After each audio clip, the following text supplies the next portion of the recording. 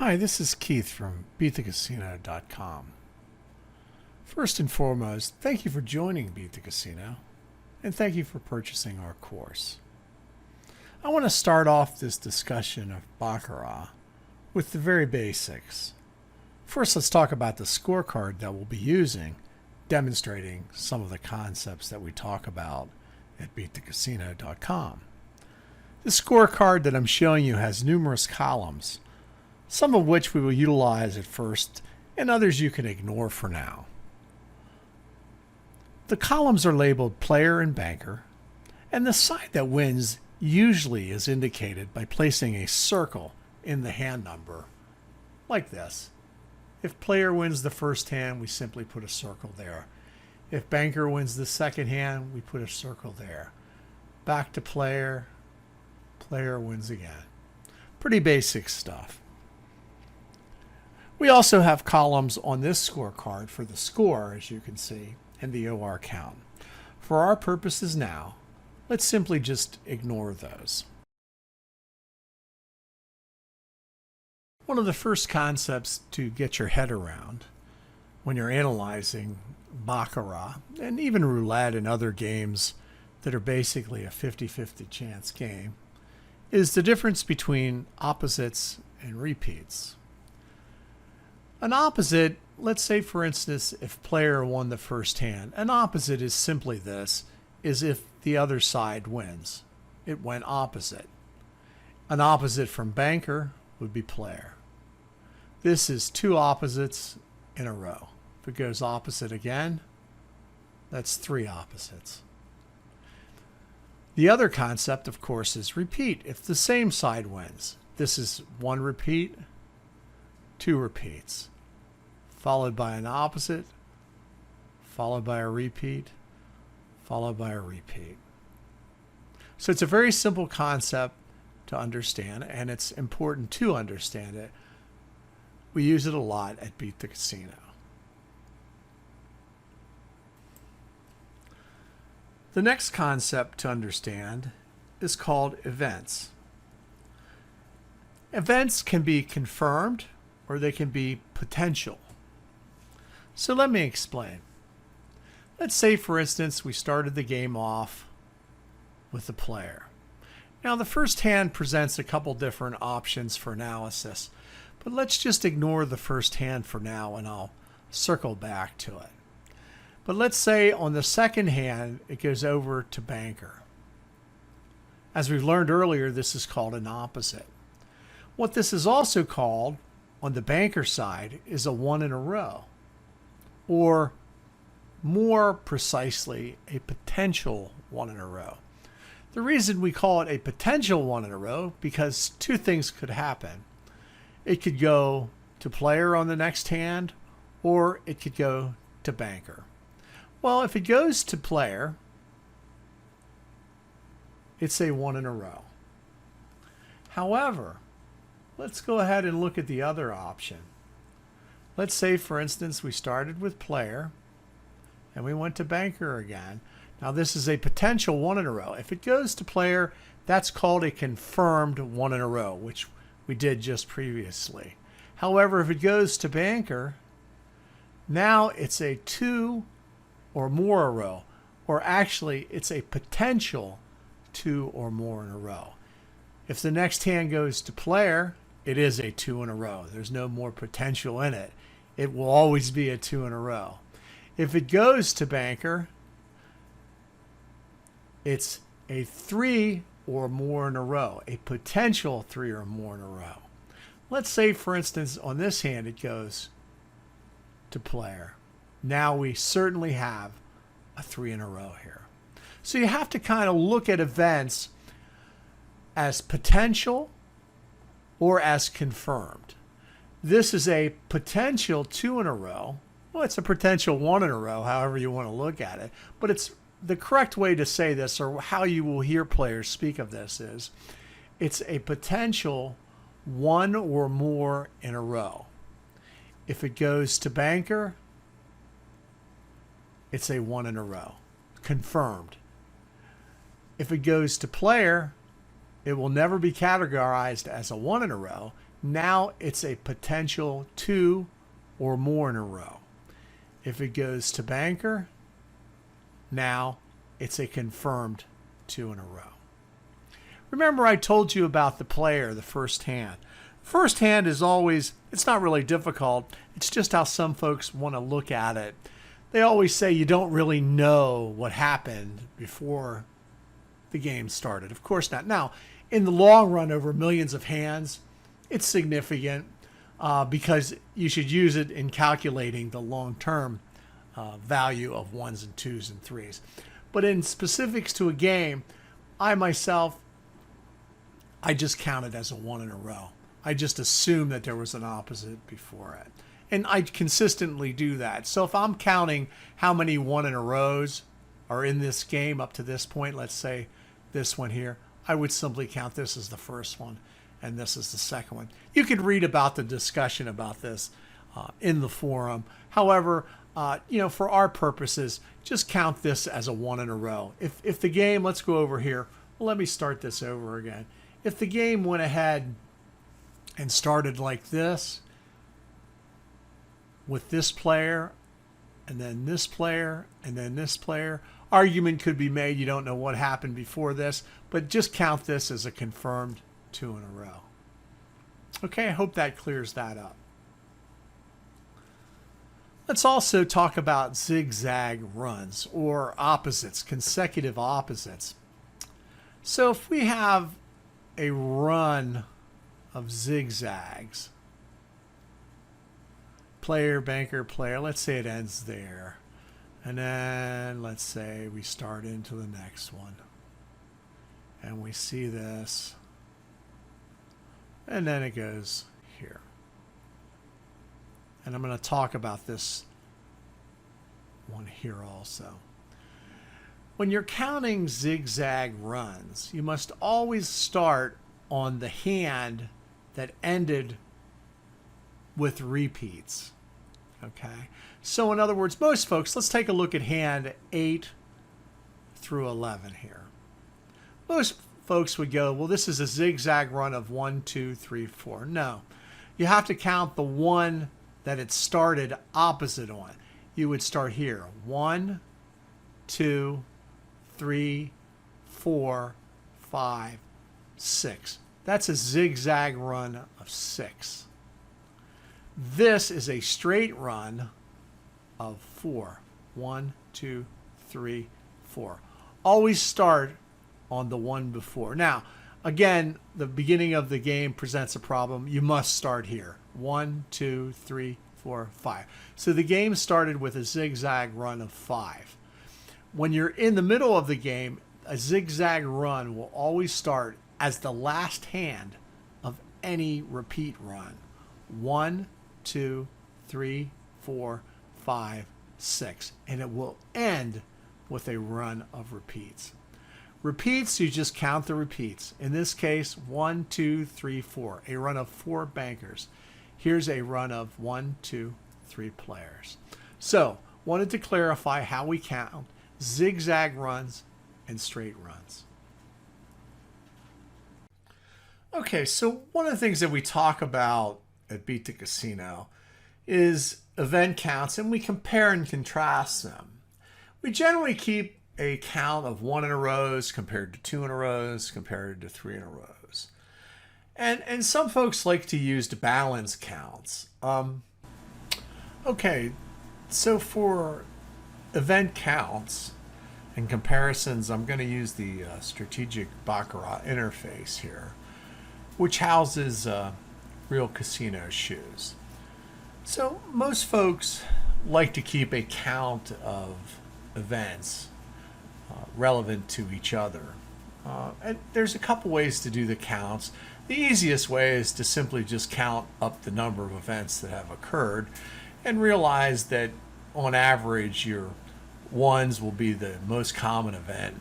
Twos should be about half as many as ones. Threes should be half as many as twos, so on and so forth, for an equal distribution. Of course, that very rarely happens. But the reason you keep event counts is to see what's most common. Now, it's not real rocket science. It's simply counting them up and seeing which one occurs the most and which one occurs the least. Now, if we look at this, I'm going to show actually the complete shoe.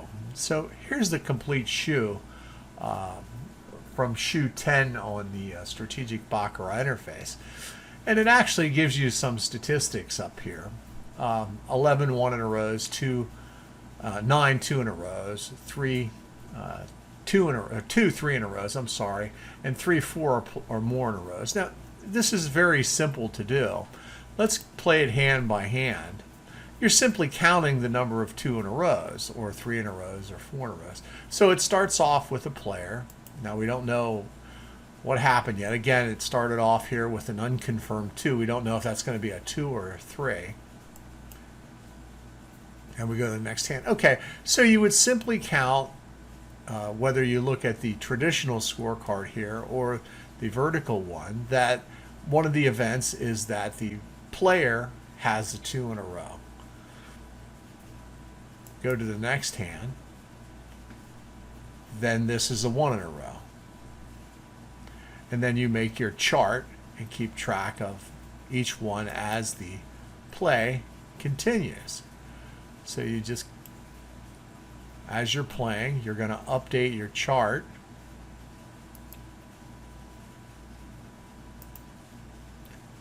And in this, we'll just keep going ahead and adding the next hand. I'll show you both scorecards.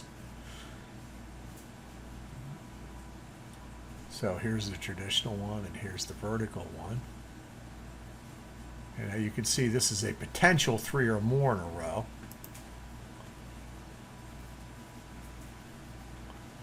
Now it went to 4.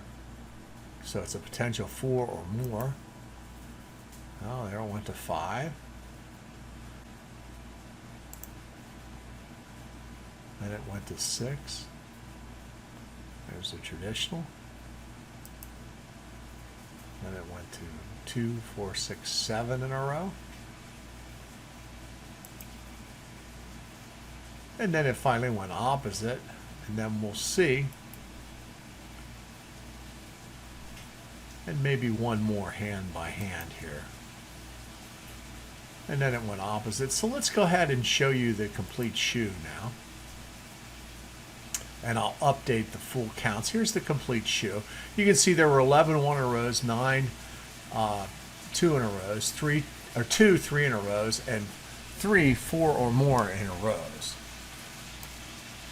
And if we scroll down, there is the traditional scorecard. Let me make it a little bit smaller so we can get it all in here. I think we got it there, as you can see. So this, what you want to do is keep track of the 2s and 3s. And some players like to actually keep the disparity between 2 in a rows on player and 2 in a rows on banker. So in this case, 2 in a row seem to be more prevalent on player, and 2 in a rows, not quite as many on banker. Statistics like that are also valuable. It's easier, though, just to actually remember it, I think, than write it down.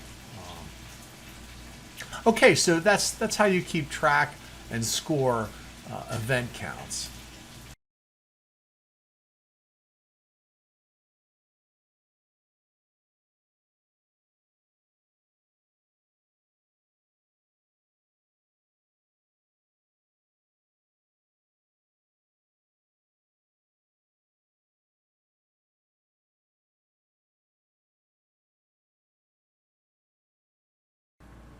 Okay, so one of the other statistics that we keep, and perhaps I should have did this one before SAP, but I guess it really doesn't matter, is the OR count. Some folks still use the OR count. I think it's a good indication of general complexion of the shoe. And the OR count is simply the disparity between opposites and repeats. You can see in the strategic Baccarat interface here, we actually have a column for it. It's a very simple count. Let me show you, let me demonstrate it. When I click the next hand, okay, here we have a repeat as you understand it now, the 2 players there. And every time there's a repeat, it's a running count, the OR count. You add -1, as you can see here. So it updated the OR count to -1.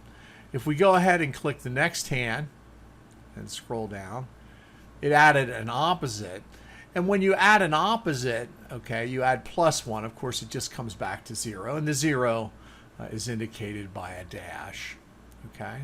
Let's go ahead and click the next hand. It went opposite again. So the OR count is going to go to +1. +1 on opposites, -1 on repeats. We click the next hand.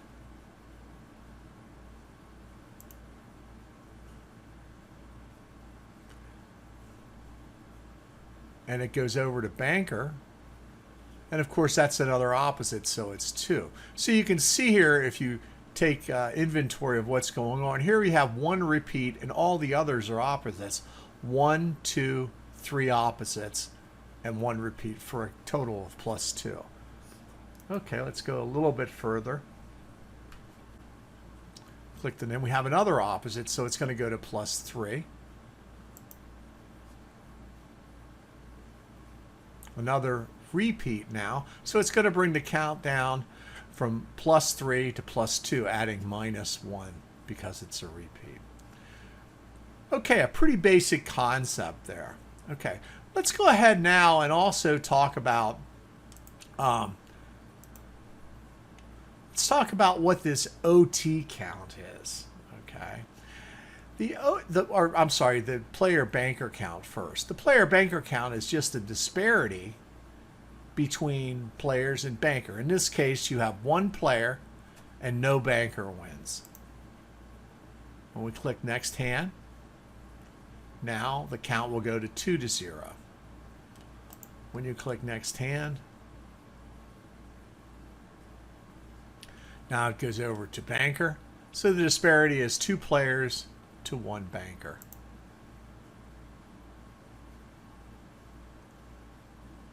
Three players to 1 banker. So it gives you a little bit of an indication of the distance between player and banker so far as hands won. Now, if we come down, let's click a couple more hands as this updates the OR count. And now you understand what that is. You'll see here that we start getting a graphical analysis of player and banker. Okay, so here's player to banker wins, so it's easy to look at it graphically. And then also you can see the disparity for the OR count. Let me pull this down just a little bit. Yeah, and here you can see the disparity of opposites to repeats. And you can see they cross the line. Here's hand 1, hand 2, 1 repeat, 0 opposites, 1 repeat. Okay. So you can see graphically how the opposites and repeat affects the game. Okay, let's go back up. Now let's talk about this OT count. What is OT count? OT count is what happens, and we'll use this an awful lot in Baccarat. OT is what happened 2 hands ago. Okay, so is the OT count ahead in opposites or is it ahead in repeats? Okay, which is a very interesting statistic. So notice the count doesn't start until hand 3, and the reason is you have to go back 2 hands, as we see here. Okay, so you go back 2 hands to the first hand, and it was a player. Now we come forward 2 hands, and it was an opposite. So since it's an opposite, we add +1. Now for this one, okay, it was a player, and we go back 2 hands, and it was a repeat. It was player and player. So there it's 0. On this one, okay, we go back 2 hands, 1, 2, and it was a repeat, so we add -1. Okay, repeats are -1, opposites are +1. Again, this one here is player, back 2 hands, it's player again. So we're at -2 on the, in other words, back 2, -2. Okay, here it's going to change a little bit at hand 7. We go back 2, what was opposite 1, so we go to +1. Okay, get the idea? So if we show the complete shoe, it's interesting to see here at the end, there were 30 players, 24 bankers. The OR count ended up at -3, and the OT count ended up at +4. Okay?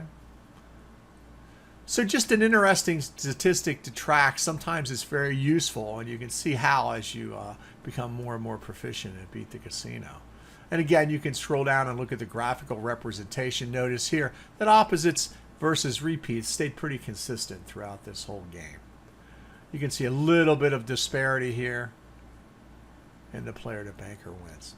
Okay, so we covered the player banker disparity, the OR count, and the OT count, all utilizing +1 and -1 running counts. Again, we also, to review, we did the SAP counts, which were the comparison of 1 in a rows to 2 in a rows to 3 in a rows to 4 or more in a rows. Some folks don't do 4 or more in a rows. They do 3 in a rows, 3 or more in a rows. You can do that. We also talked about the disparity between player and banker results. We didn't get into ties. Of course, there were no ties recorded in this show. So we'll get into that a little bit later. So there you have it. This is Keith from Beat the Casino. I hope you like the course and overview.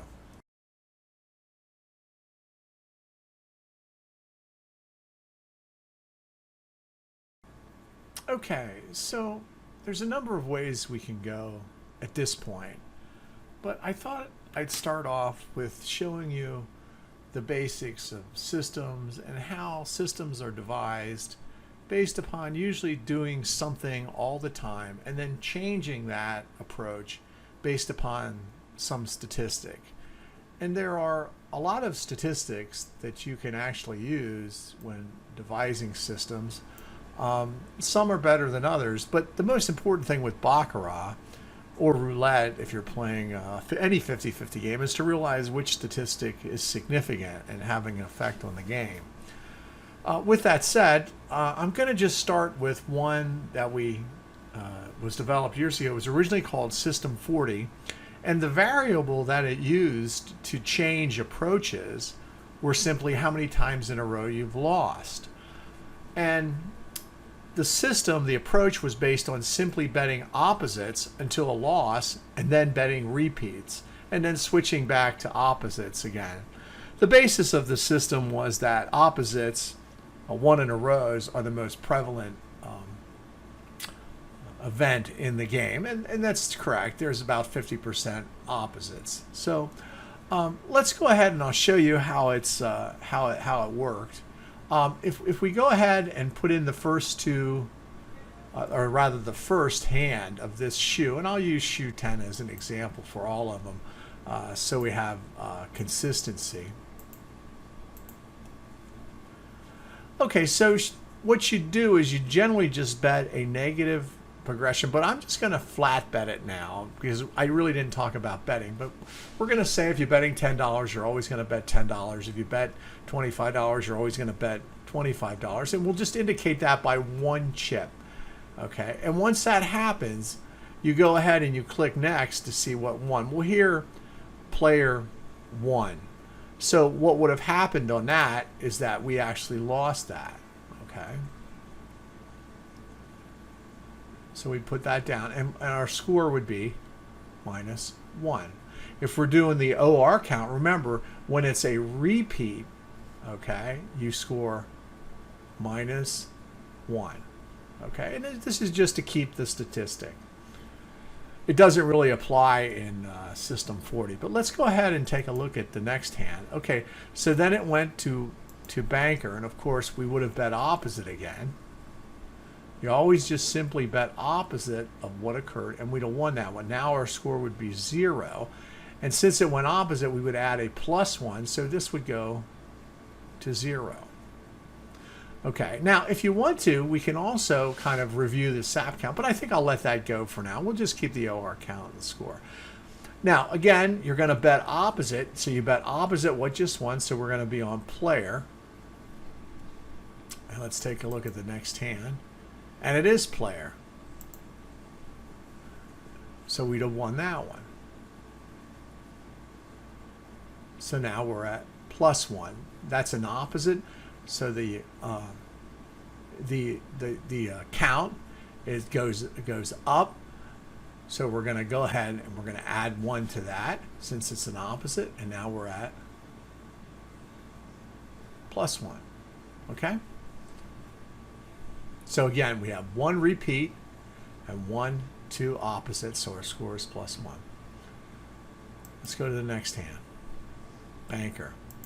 Well, I should have put it in before I hit it, I guess. But we would bet opposite here. And we won that again. And now our score is 2. Since that's an opposite, we're going to add another 1 to the OR count. Now it's +2. Now I'm going to bet it before I turn the hand. You're going to bet opposite. You always bet opposites until you get to a certain loss point. And I'll tell you about that. Next hand. So there, we hit that too.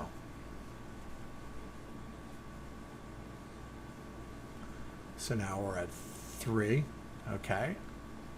And the OR count goes to +3. Now we're going to bet opposite again.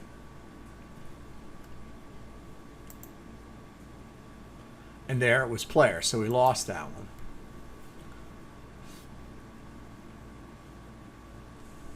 Okay, so now our score is 2.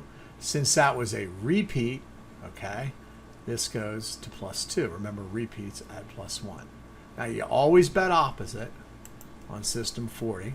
And of course, if you remember the shoe, there's a string. I think there's a string of players here.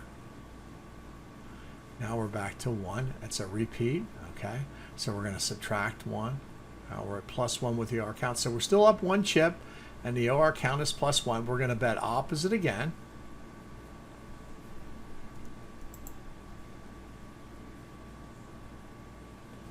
And that was player again. So we lost that. Now, the original rules of System 40 says that after you lose 3 in a row, you go what is called on the run. So we're going to go on the run. So instead of betting opposite, you bet on repeats. So the rule was that after you lose 3 opposites in a row, you bet repeats, is really to simplify it. Now, the terminology we called this was called mode 3. Okay, mode 3 was just a complex way to say 3 losses in a row, okay, which you see we did. Okay, so after the 3 losses in a row, System 40 said you bet on the run, and the original rule was 1 time, and then you go back to opposites. Okay, so let's bet it on it 1 time, and you see it was player again. So we hit that. Okay, so here this was down to 0. I forgot to mark that up. Now we're back up to +1.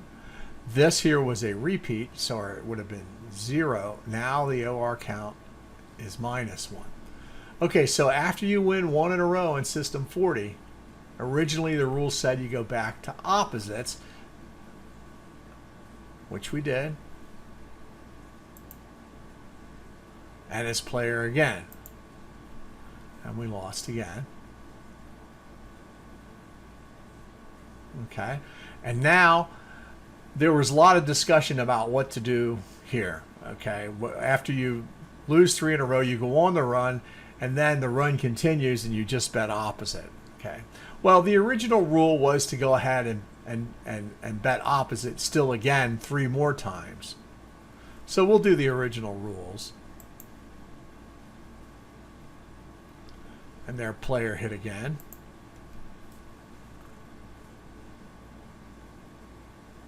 So let's update our counts here. Here we're down to 0. Here we're down to -2.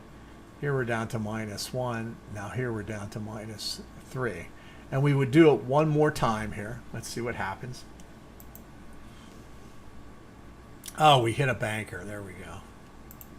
Okay, so we hit that one. So now it's an opposite. So our score is still 0. Okay, since we add 1 now, and our OR count is 2. Okay, so now we just go back. It's still bet opposite. We bet 1. And it was banker again. And we still bet opposite again. And there we got the player.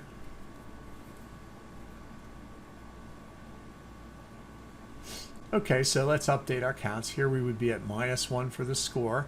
Since that was a repeat, we're going to -3.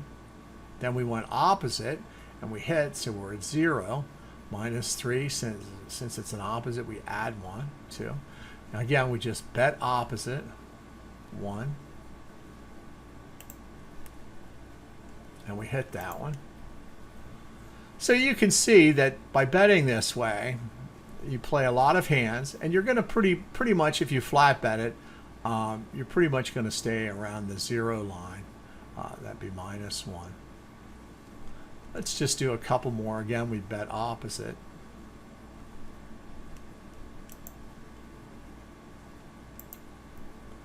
And it was banker.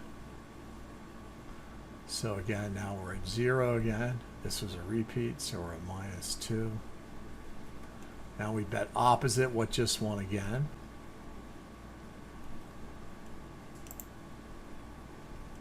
And it was banker again.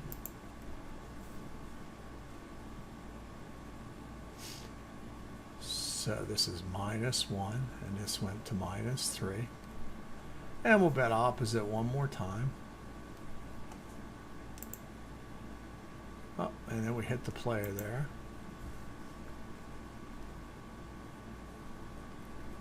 Back to 0. We had a plus here, -2. And let's bet one more. Of course, we come back to bank, betting opposite. And player 1. Okay, so after 20 hands, we were pretty much down 1 chip. This is -3. Okay, so you can see that originally System 40 was played this way. Wait till you lose 3 times in a row.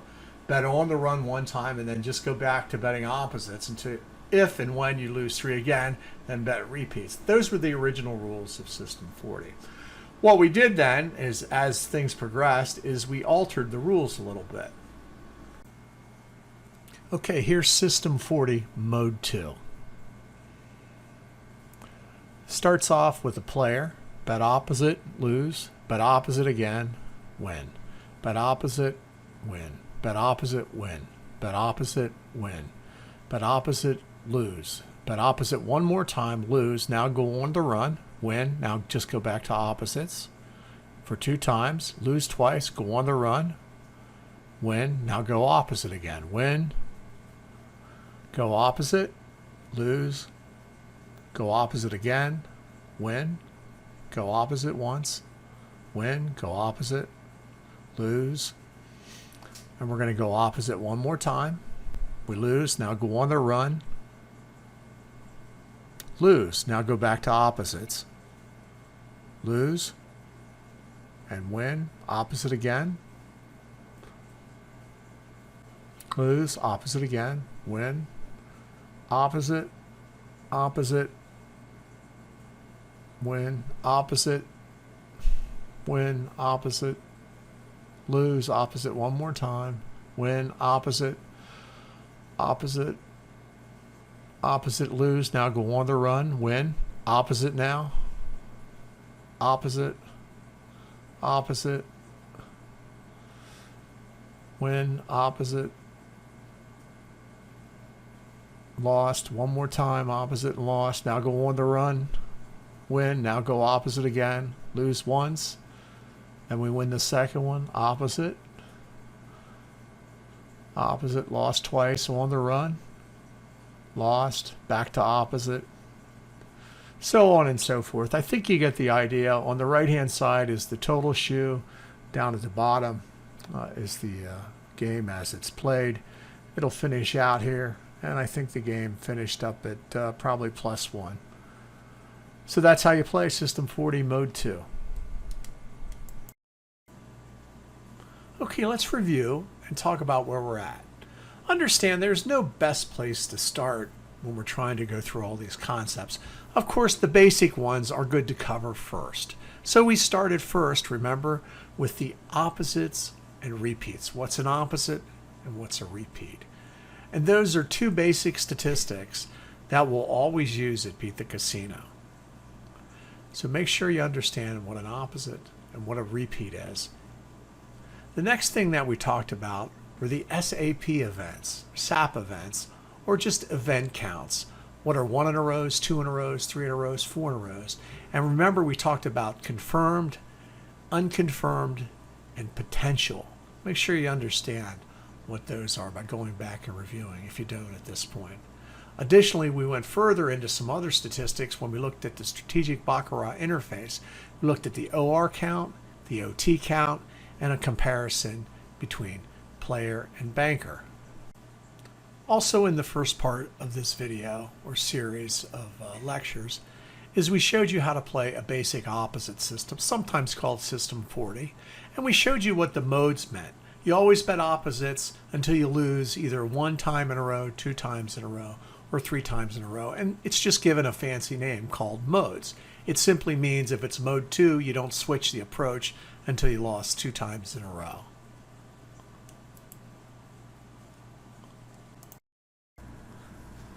Okay, a couple classic rote systems that are important to learn. The first one is time before last, where you simply bet what happened 2 hands ago. So here, player won first hand, so you bet player.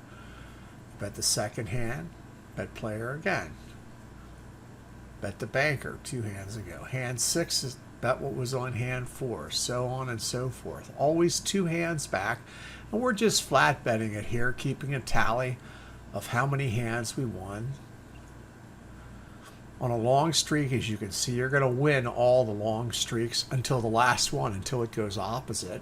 And then you're going to lose the last bet in a long streak on time before last, as we did at hand 13. And also, as you see, it doesn't like 2 in a row followed by a 1 in a row followed by a 2 in a row. Those things, or those patterns, are very bad for time before last. You could see it, the 2 in a rows will take you way down. So 2 in a rows are culprits. Consecutive 2 in a rows are culprits. Obviously, you'll lose quite a few hands with time before last if you run into 2 in a rows. I have the complete game on the right hand side, and on top, playing just a little bit ahead of the game, is the hand by hand analysis or walkthrough of the game. We're about at hand 26, and again you can see it stays pretty close to level set. It's an all hand strategy. You don't want to play all hands if you're a professional Baccarat player, but this is one of those rote systems that's been around for a long time. You'll hear people referring to it an awful lot. It can be a good strategy. Obviously, if there's a lot of repeats, a lot of longer runs, whether they be zigzag long runs or straight long runs, you're going to be on every long zigzag run and every long straight run. As I said before, here now at hand 34 and 35, you can see that it doesn't really like 2 in a rows. There, it'll hit the 3 in a row and you'll get 1 back, but it doesn't like 2 in a rows. And again, there was a run of 5 at 36 through 40. So you're going to hit the last 3, and then of course when it goes opposite, you're going to lose the last hand. There's another 3 in a row. You're only going to hit the third one, and see it went opposite. So a 3 in a row, isn't so good either. But again, it does like the long zigzag runs. Like here's a zigzag, I believe. Yep. And see, you're going to be on every zigzag run. There it went to potential 2, and it stayed at 2 in a row, of course, so you lost that. Okay, and it'll finish out here. This is the time before last strategy.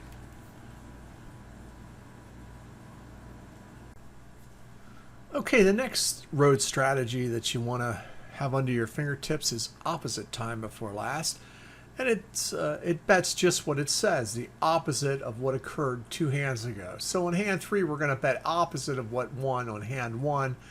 And you can see opposite of hand 1 was banker, and it won. Now, as you can also see and take note, that opposite time before last is going to lose to zigzag runs. So the nemesis of opposite time before last are zigzag runs and long streaks. Okay, so On long streaks, it's going to simply just bet against them because you're betting opposite of what happened 2 hands ago. So as long as the streak continues, you're going to lose. So if you have a lot of 2 in a rows and 3 in a rows in a game, by the way, now you're starting to see why we keep statistics in the game. Remember the SAP counts where we were event counts of how many 2 in a rows and how many 3 in a rows, how many 4 in a rows? Well, opposite time before last doesn't really like long runs, but it does like 2 in a rows and to some extent 3 in a rows. It doesn't like zigzag runs, okay? So if you have a SAP count or an event count that is strong in 2 in a rows, an opposite time before last strategy for the whole game may be a little bit more effective. And when you see a shortage of 1 in a rows too is another way to look at it. Now, it's since evolved into a lot of different concepts and better ways to play, but initially when we first started Beat the Casino some 20 years ago, we used to look at whole game strategies and every hand strategies, and we used to try to identify games that opposite time before last would win in. And of course, one of them was one where there's a shortage of ones and there was a lot of 2 in a rows in the game. Okay, so that's how the SAP count and events count evolved. We were looking for statistics to tell us what statistic will work and match it with the system or road approach that we were trying to overlay over the game. Okay, now we've gotten much better at it and we don't use that approach, but this is how it evolved, okay, how all these counts and statistics evolve. Okay, so this is the opposite time before last strategy, and you can see it play out here. This is actually doing probably the best so far on shoe 10 in the strategic Baccarat interface. Looks like we're at about hand 44 and we're at +4. It was at a high of +5, which once we get into stop wins and stop losses, that probably would have been a good time to stop if you're playing a rote system or a do the same thing all the time system. We'll see where it ends up. We're at hand 50, we're at +4.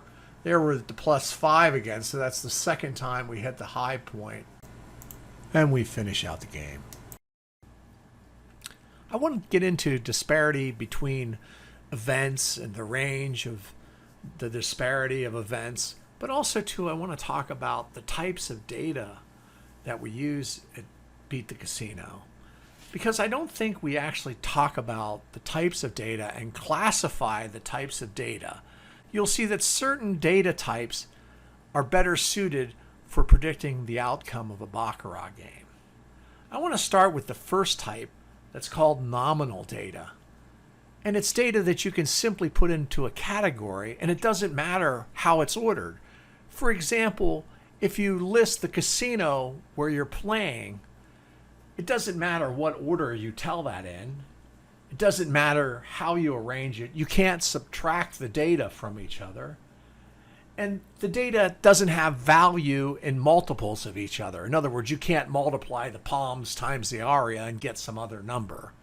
So that's the first kind of data that we use at Beat the Casino is nominal data. Where did you play the game at? The next data that we look at, you can arrange in order. For example, player versus banker. Which side is stronger? Well, you can categorize it as player or banker, and one side will be stronger than the other. The next data that we look at, and this is the one we use the most when we talk about events. This is how events are categorized as interval data. Interval data you can put in a category. Well, 1 in a rows, 2 in a rows, 3 in a rows, 4 or more in a rows. You can arrange the data in order. Well, 1 in a rows are shorter than 2 in a rows, 2 in a rows are shorter than 3 in a rows, so on and so forth. You can subtract the data values. A 2 in a row minus a 1 in a row equals a 1 in a row. And we'll leave it in this category. Some argue that you could put it into the next higher level of data values as a ratio. I suppose that argument is well founded. However, I leave it separated out because A 7 in a row straight run has a lot of significance on the game, a different significance on the game rather than a 7 in a row zigzag run. So that's why I don't categorize it as ratio data at this time. And the last is ratio data. Ratio data can be put in a category, it can be arranged in order, it can be subtract data values, and you can determine if one data value is a multiple of another one, such as card values or the final hand score. We don't use these data too much at Beat the Casino. However, I'm exploring using it with ties, which is having a huge effect and being very successful at this point, which I'll tell you about. And also, too, as a predictor to pick a strong side rather than just looking for event data, I'm trying to narrow it down to ratio data where we actually assign a number. A lot of times when we look for strong side, we simply, and I'll talk more about strong side, perhaps I'm jumping ahead a little bit, but when we look for strong side, we look for patterns that repeat, 2 in a row, 3 in a row, and then a longer run. I'm trying to quantify it with ratio data, such as the average hand value and measures of center. So more about that later. But I wanted to add a little bit more about the data that we're looking at when we're trying to analyze a game. And I think it's important that you recognize and categorize the data that you're using to make the system that's going to beat the game that you're playing. After all, that is the goal, to come up with this system out of all the things we talk about to beat the game. Okay, first off, I'm not going to talk about a specific system right at this particular point by any designer. I'm going to talk about their thought process when they design systems. And the first way is by target statistics. Okay, so it's usually something like this. And let's, for just example purposes, let's talk about the OR count. Okay, so the OR count is right here. It's the disparity or the difference or the comparison between opposites and repeats. And when we have an opposite, we add +1, and we have a repeat, we have -1. So let's say, for instance, we come in, and I'll use the same one so it's the same game. Let's say, for instance, we come into this game and we're looking at a couple hands here. I'm just going to let a couple click by. Okay. And what will happen is after you look at a bunch of games, okay, you'll notice that a statistic may actually reach a certain point, and then at that point it may trigger, it's either going to go further or it's going to recede back the other way. Okay, so that's the two schools of thought when you're looking at any statistic.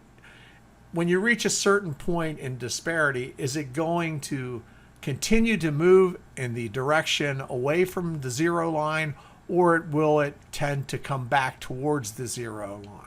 Okay, so let's say, for instance, we make a system that says, okay, when we're looking at the OR count, when it reaches 3, I'm going to bet that that's where the resistance will start.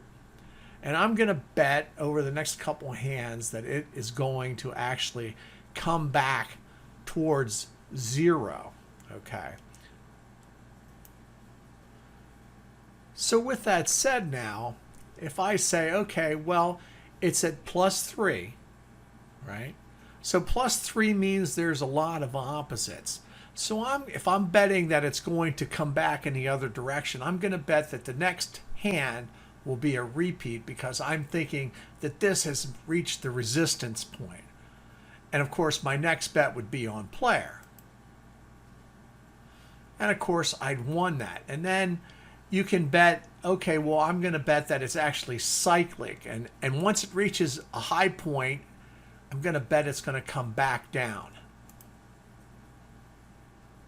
Now, if I hit the next hand, and of course it did. Now, we knew there was a 7 in a row, so I got to be honest with you, I set this up. But I think for example purposes, it kind of demonstrates how people think and how system designers think, and how sometimes it's a good way to think, okay? Now, contrary to this, if we go back, that's one way to think. When it reaches a certain resistance point, it gets to this point, +3, and then the opposite will occur, okay? Contrary to that, there are a couple ways, and we've learned this through experience, is that, let me go hand by hand again here, is that a lot of times, especially, and I'll talk a little bit about strong side, but I'm going to do a whole section on that.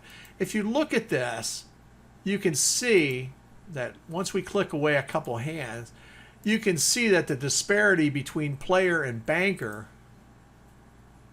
continues to get further and further apart.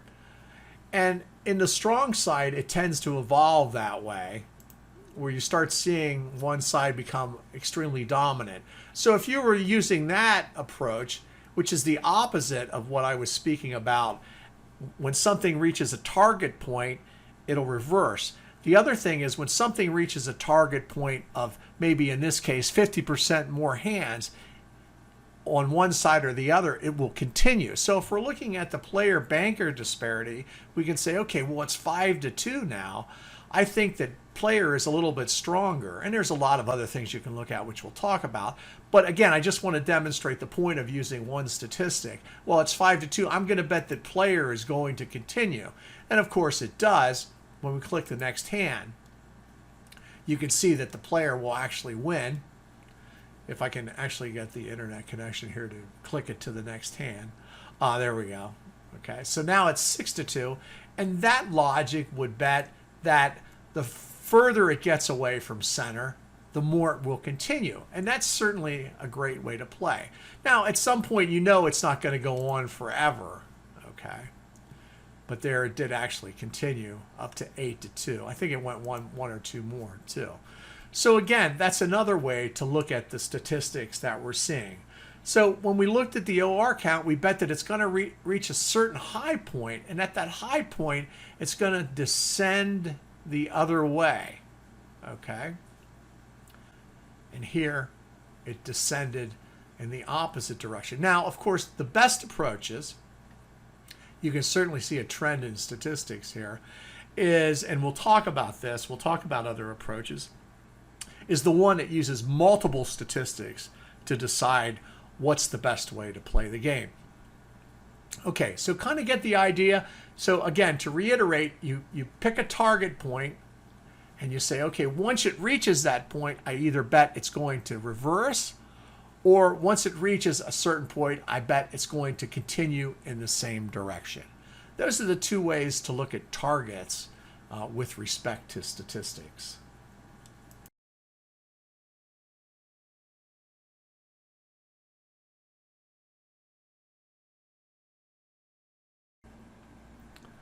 Okay, so we're looking at shoe 10 here again, and on the right hand side you can see us tracking the SAP or event count. Now, it's in this case we're doing a real simple count where every time something is confirmed, you simply add 1 to the column score. So here we're in the midst of that 7 in a row. So we bring down to 3, bring down to 1. It wasn't a 3 in a row, but it was a 4 or more in a row. So we add 1 to that column. And this is just a simple count of how many there are. Okay, the next one went opposite, so we update the first column to 4. There's a repeat, and then it goes opposite. So you must have an opposite to update the column because you have to have a confirmed event. So there was the first 3 in a row, 4 1 in a rows, 3 2 in a rows, a 3 in a row, and a 4 or more in a row. Now we're going to go ahead and update the 2 in a row column because there was another 2 in a row. Now, when you're thinking of most common and least common, from a simple count perspective differs from a balanced count. And what we're showing you here is the simple count perspective. So the simple count perspective simply says that the one that occurred the most is the most common and the one that occurred the least, numeric wise, is the least common. So in this case, right now, 2s are most common and 3 and 4 in a rows are least common. Of course, the most important factor, the most significant statistic or concept is that this is just using a simple count. It's not balanced. It doesn't take into account that 1 in a rows happen at twice the frequency of 2 in a rows, 2 in a rows happen at twice the frequency of 3 or more, or 3 in a rows, and 4 and 3 in a rows happen at twice the frequency of 4 in a rows. So what we're going to show you next is how to determine least common and most common with a balanced count. Okay, now we're going to do this with a balanced count to reflect what statistically should happen with random events. In other words, there should be twice as many 1 in a rows as there are 2 in a rows, twice as many 2 in a rows as there are 3 in a rows. Of course, it doesn't always come out even, but we've adjusted the values that we assign to each event to be double of what the previous one or the lower one was. So in this case here, we have 2 1 in a rows, we have 1 2 in a row, but it's counted as 2. Thereby it shows the correlation between 1 in a rows and 2 in a rows are actually balanced.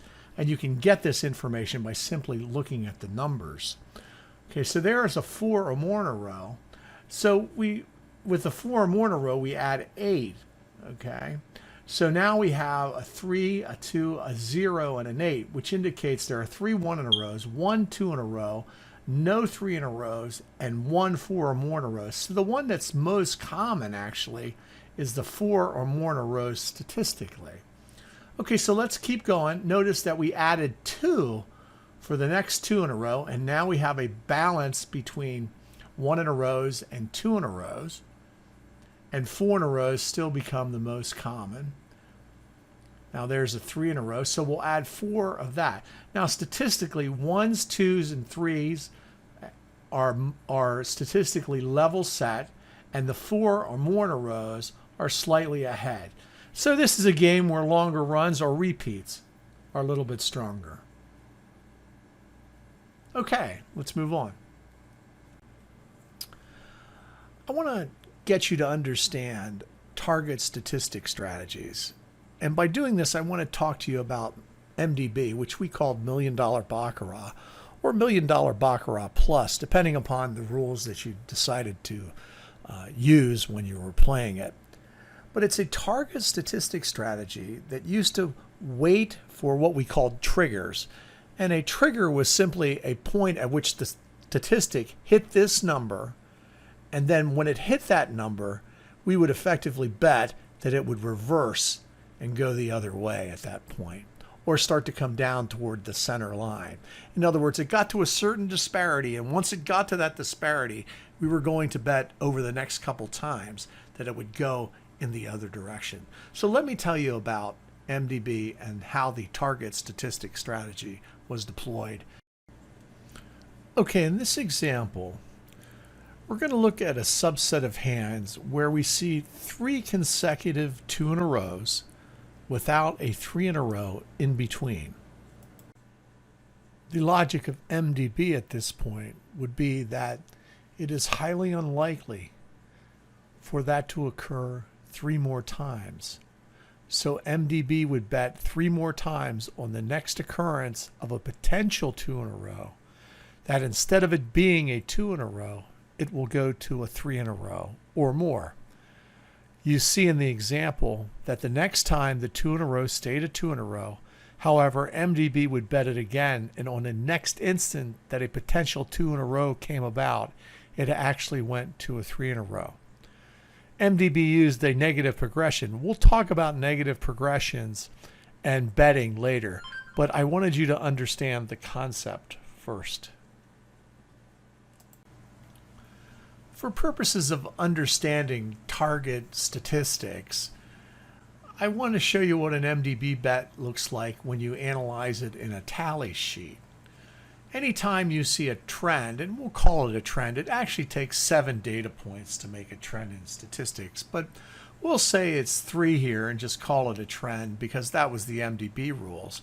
But my point is that the column for 2s started at 2 2 in a rows, and then there were 3 consecutive 2 in a rows, or a rise of +3 in the 2s column.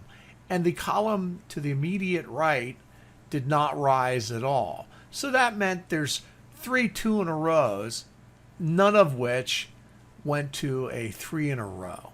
So it's kind of a way to look at it and quantify it with numbers in a tally sheet. So you can look for patterns and trends like this, not only in MDB, but a lot of pros do this with a lot of the other counts. I think, though, what I'm trying to make the point here is I want you to be able to see this visually, kind of with representative statistics when you look at a scorecard, whether it be vertical or horizontal, and also with data with numbers, okay, with a target number. You can analyze MDB both ways.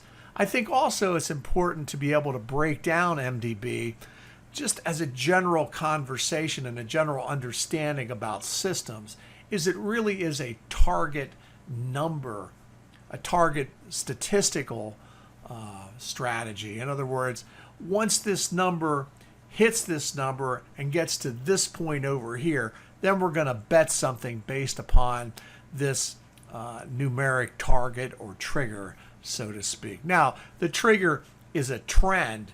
In other words, it's not just an arbitrary place. Other things have to occur for an MDB bet such that this one number must make it to this point and must rise 3 points, and the other number must stay level set. As the example I used with 2s going to 3s, the 2s went from +2 all the way to +5. That's an increase of 3, and there were no more 3 in a rows. So the 3 in a rows stayed level set at +1 the whole time.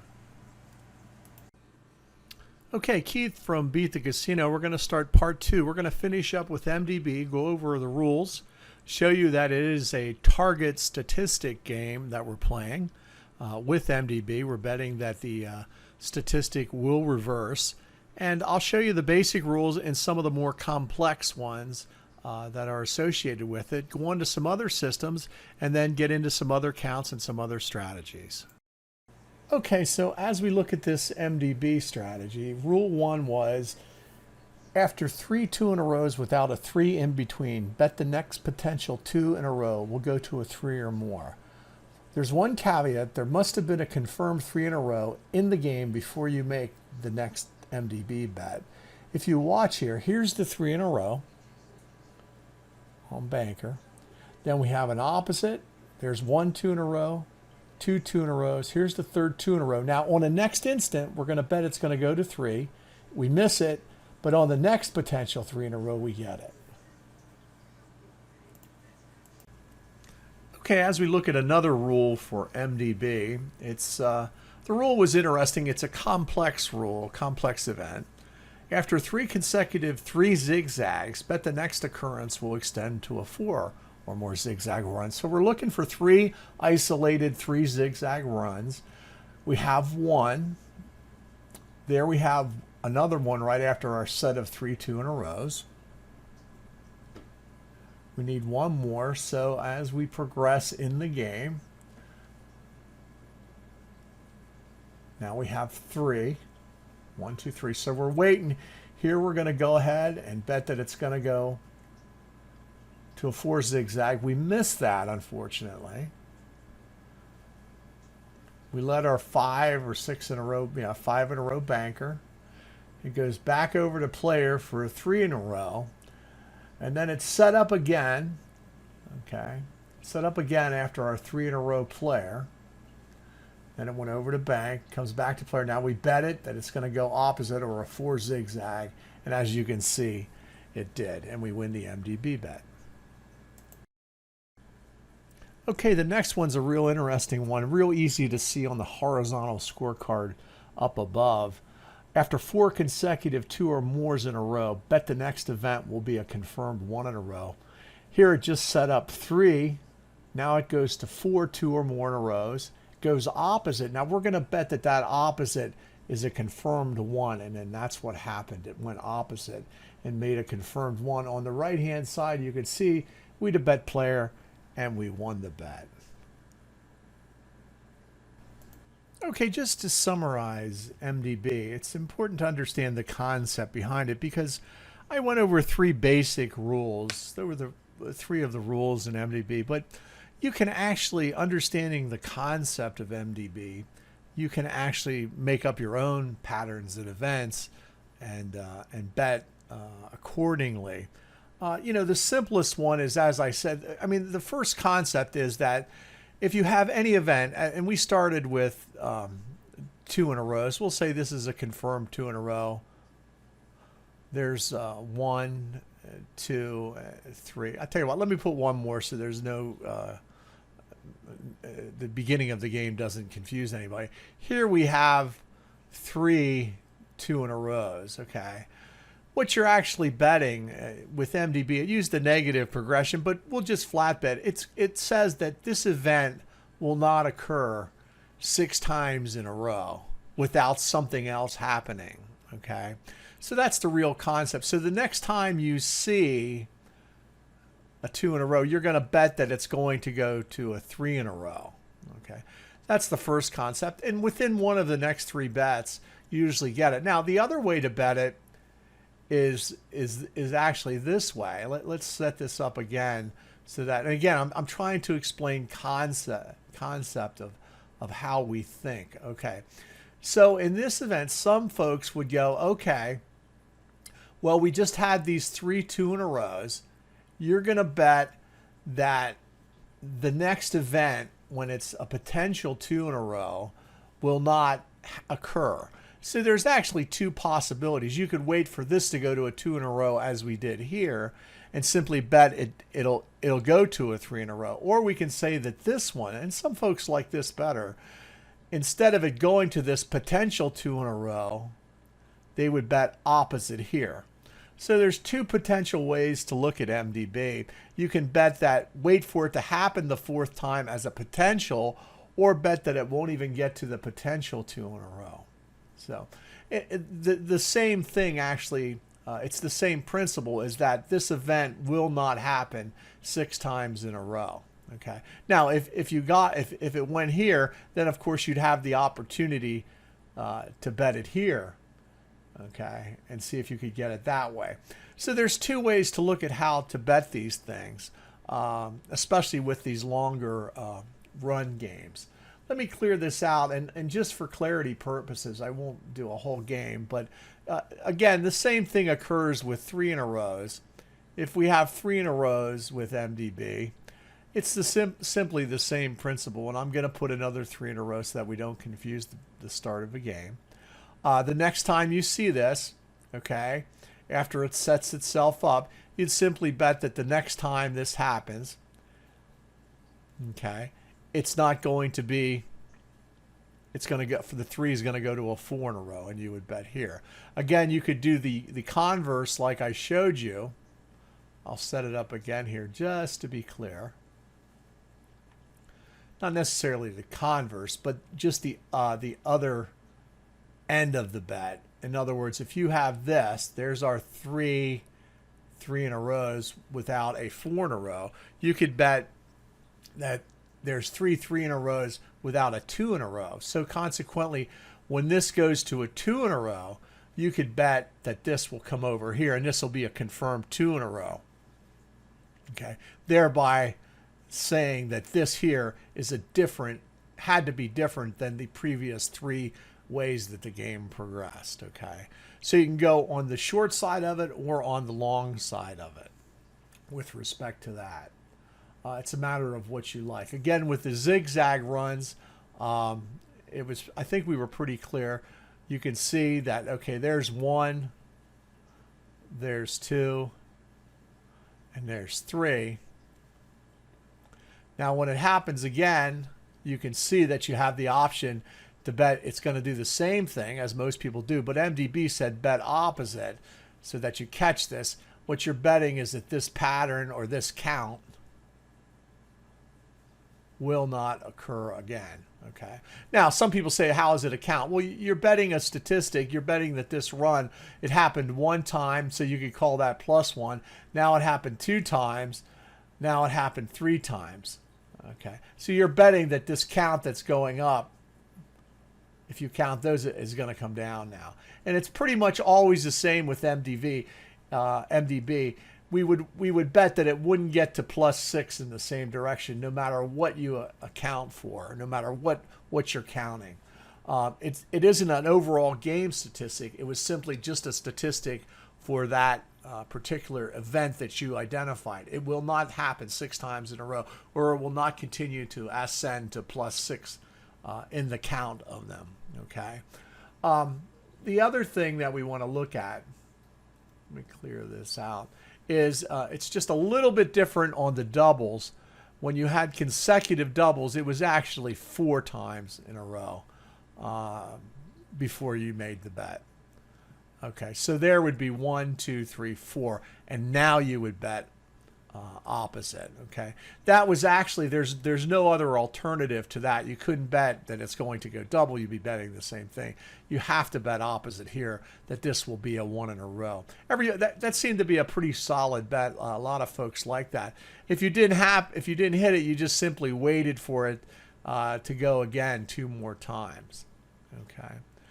So, and again, you can make up your own patterns for MDB. If you always just think of, what am I watching, and do I think that will go, in the case of doubles or extended events, will they group together 4 times, which is +4, or will they group together 3 times, with any pattern that you can think of, whether it's zigzag runs or 2 in a rows or 3 in a rows, even any of the more traditional dragonfly and butterfly patterns. You could actually do those with MDB. So I think that explains it. I hope you understand the concept of MDB. It is actually a betting to account strategy. You're betting that anytime the count goes up 1, 2, 3, whatever you're counting, that's a trend, and it is going to then reverse, and this is going to come down to 2.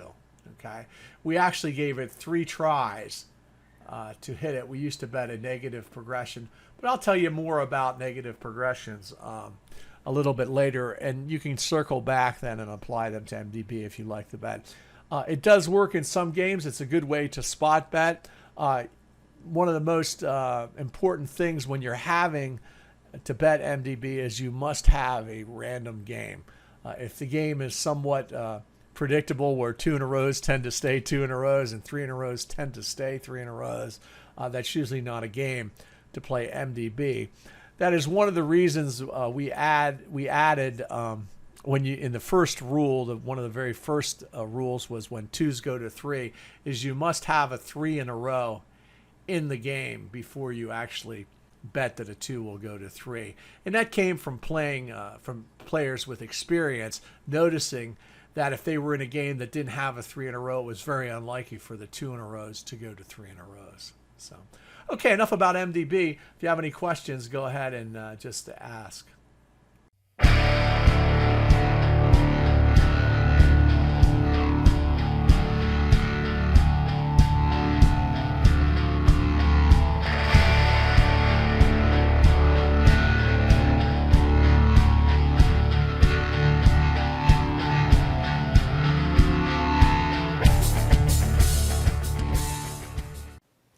Okay, as an added bonus here, we're going to have Kevin Ahas, one of our premier members and the developer of the 87% solution, explain the intricacies of it.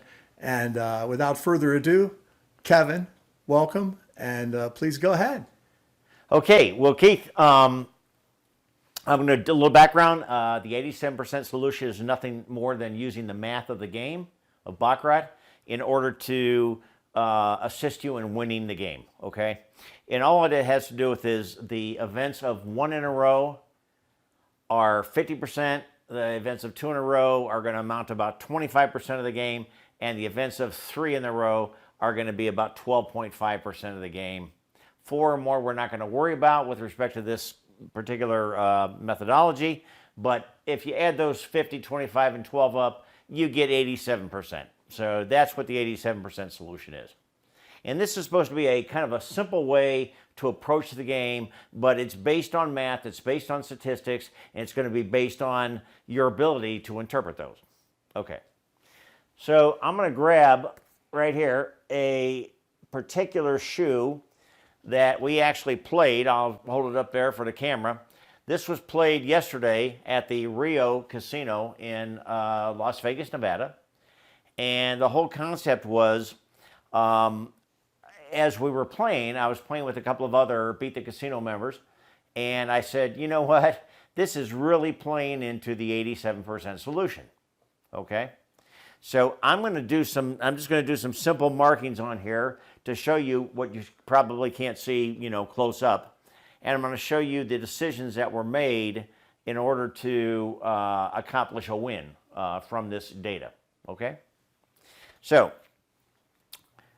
all I'm going to do here is I am going to use this simple B for bank, P for player, okay?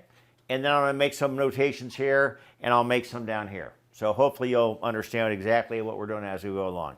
I'm going to tell you what happened at the outset of the shoe, the beginning of the shoe, because nothing gets played at the beginning of the shoe.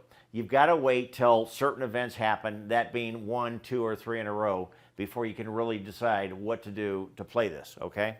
So at the beginning of the shoe, we actually had 1, 2, 3, 4, 5, 6 players, okay? Now, it's hard to make any decisions off of this because, again, this is just the very beginning of the shoe. But what happened next is what makes this whole thing magic. What we had next is we had one banker, okay, one player, one banker, one player, one banker, and then we had 1, 2, 3, 4, 5, 6, 7 players in a row. So at this point in time, what we've got is we've got a scenario where the banker, for whatever reason, this is just one shoe, but for whatever reason, the ones in a row on the banker, okay, are staying at 1, and the player has ones in a row that are staying at either 1 or they're going way beyond that. So one of the things we want to do is we want to do a informational thing that I'm going to use the word CO, which is combined. Okay? And so for combined, all we're doing is we're adding up the player and the banker. And if you do that, you can see that out of 1, 2, 3, we had 5 times the ones stayed 1. And we had 2 times where the more than ones either stayed or went to 2 or more. And you can see they both went to 2 or more. So, we'll get to that in a minute.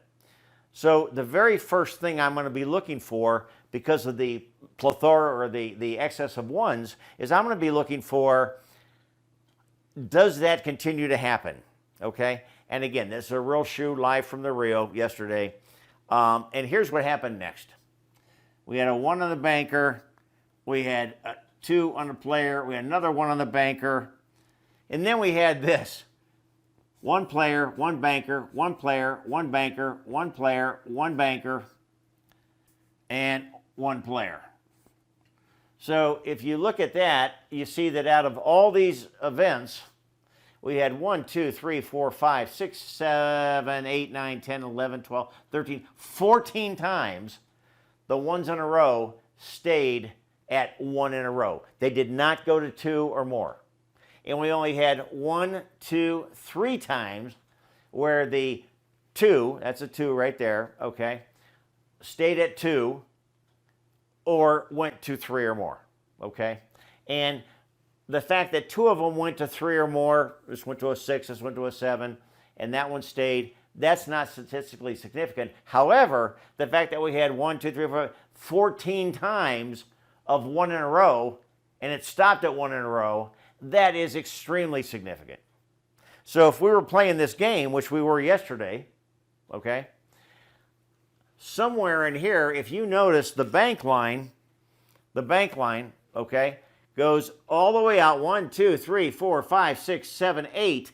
It goes out 8 times to just staying at 1 in a row. So somewhere after 1 or 2 of these, by the third, certainly the fourth one, I'm going to be betting that the bank is going to stay at 1. So every time it goes to a 1, I'm going to be betting that it's going to stay at 1, and it did. So right in this area, right in here, okay, I picked up 5 units. Okay, 1, 2, 3. There's my evidentiary matter, so that's my proof. Now I got 1, 2, 3, 4, 5 times. That's 5 times the bank stayed 1. So with 87%, what we're concerned with is stay or go. Sorry for my sloppy writing, but stay or go. Does it either stay at that number or does it go to the next level? Whether it's a 1 going to 2, a 2 going to a 3, or a 2 staying 2, or a 3 staying 3, or you know what I'm saying. It either stays or it goes, okay? So if I was to record this just for the bank only, it stayed at 1 up to this point 1, 2, 3, 4, 5, 6, 7, 8 times, and it did not go past 1 0 times. That's for the 1s. Were there any 2s? No. There were 0 and 0 on the bank. Were there anything else? Were there any 3s or more? No. The 3s, again, were 0 and 0. And remember, the 87% solution, all we're concerned about is 1s, 2s, and 3s, because those sequences of events are going to be 87% of everything you do. Okay? On average. Not every shoe, but, you know. On the player side, so now we're going to go down to here, player. On the player side, you can see that we had 6, then 1, then 1, then 7, then 2, then 1, then 1, then 1, then 1. Okay. So it's easy to look back in hindsight, but we can see right here, the 1 went to a 2, the 2 went to a 3, this one stayed 1, this one stayed 1. That's not statistically significant. You know, there's not much we can do with that information. Then it changed. It went right back again to the 1 went to a 2, the 2 went to a 3. Again, not statistically significant. Here we had a 2. Okay, so now we've got 1, 2, went to a 3, 1, 2, went to a 3, 1, 2, stayed. Right here, 1, 2 stayed. Again, there's no good information in there. But if I look at this in total, there's a 1, there's a 1, there's a 1, there's a 1, there's a 1. So when I get out here, I can see that 1, 2, 3, 4, 5 times the 1 in a row on the player stayed at 1 in a row. 1, 2, 3 times it went to 2 or more. That's where we start getting into some interesting information, because again, we want to look at it not just banker player, but also the combined statistics. So right here, we know the bank 1, 2, 3, 4, 5, 6, 7, 8 times stayed at 1, and the player 1, 2, 3, 4, 5, 6 times stayed at 1. Okay, and again, I'm only giving you part of the shoe, but we've got a total of 14 times the 1 stayed at 1, and only 1, 2, 3 times did it go to 2 or more. Well, 14 to 3 is statistically significant. In fact, if it were 6 to 3, that would be 2 to 1. That's significant. So out here, I would have picked up some more units on the player staying 1, because again, when I look at the combined efforts of everything, I can see that this shoe is definitely full of 1s in a row. Okay? This is the first part of the shoe. This takes us up to, what do you got? 6, 7, 8, 9, 10, 11, 18, 19, 20, 21, 22, 23, 24, 25, 6, 7, 28, 29 hands. Okay? So we're only halfway through the shoe. So we would have picked up at least 5 units on the bank. These are those 5 right there. And we would have picked up some of these as well. So we'll just give that, instead of 4, I'll say it was 2 times on the player. Okay? We'd have picked up 7 units at 29 hands in this particular shoe using the 87% solution. Okay. What happened next was the shoe changed. And we talk about this all the time in the forum, and that is, when the shoe changes, what do you do? So I'm going to flip this up. It's got some staples in it. I apologize. I'm going to flip this up. And what I'm going to do here now is maybe, Keith, you could just, tape this up, whatever, onto the wall. Just put it over there. It doesn't matter. I'm going to give you the next series of hands. If you recall, we stopped at a banker of 1. I'm going to give you the next series of hands on banker and player. This is exactly what happened yesterday at the Rio. What we had after this is we had 1, 2, 3 bankers, 1 player. Then we had 2 bankers. Then we had 1, 2, 3, 4 players. Then we had 2 bankers. Then we had 1, 2, 3, 4, 5, 6 players. Then we had 1, 2, 3, 4, 5, 6 bankers. Are you with me? Then we had 2 players. Then we had 1, 2, 3, 4 bankers, 2 players, and then we had 1, and the shoe ended. Okay, so the shoe ended. So we went from a sequence of almost everything, 14 out of 17 events, stayed 1, and all of a sudden, if I look at this, again, hindsight's 20/20, but this is the beauty of 87%. You're going to recognize this as you're going along. Out of those last series of events, we only had one time where it stayed at 1, because this was the end of the shoe. So that's unconfirmed. That doesn't count. Okay? So as we morphed through the shoe, as we moved through the shoe, what happened is it moved from being a shoe of almost all 1 in a row events to a sequence where the 2s, this is 2, 2, 2, 2. For the most part, the 2s went to 3, 4, 6, 6, 4. Again, the 2s, for the most part, were moving towards a higher level of, sequence, a higher, level. And the 3s, for instance, because we said we're going to do 1s, 2s, and 3s. Whoops, it's a B. Make that a 3. I apologize. That's a 3. Okay.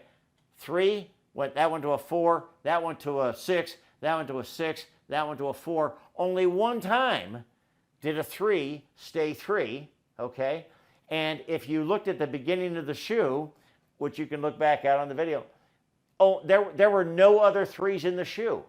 So we only had 1 3 in the whole shoe. 1 3. And we had 1, 2, 3, 4, 5, 6 times where that 3 went to 4 or more. And that's all we care about. We only care about what happened to the 1s, the 2s, and the 3s. So again, there's another betting opportunity right there. Okay? We've got a ratio of 1 3 to 1, 2, 3, 4. I'm looking over to Keith. 5 and 6. We have 6 times the 3 went beyond 3, and only 1 time did it stay 3. Remember, we're thinking stay or go. Does it stay at 3, or does it stay at 2, or does it go? Okay? And again, we have evidence that in this particular shoe, we definitely had a bias towards the 3s going beyond just 3, stopping at 3. That's the only time it stopped at 3, okay? So again, on the 3s, we would have picked up, I'll just be conservative, we would have picked up a couple of more units, okay? We already talked about on the bank and player, 5 on the bank, 2 on the player. On the 3s alone, here, we would have picked up, because that's why you got to look at the combined number, we would have picked up another couple of units before the end of this shoe. So we would have been 5, 2, that's 7, another 2 right there. We would have been at least at 9 plus 9 units, and that is flat betting. That is flat betting, okay? And I espouse that. I do not espouse, progressive or sequential betting.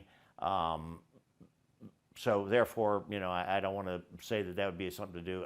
This could have gone a lot higher, by the way, but plus 9 is good. Now let's look at the 2s. We talked about the 1s. We talked about the 3s. Okay, Remember, this stayed 1, and all of a sudden we recognized that there were no more 1s. Okay, so we started looking out here. We'd say, there's just no more 1s.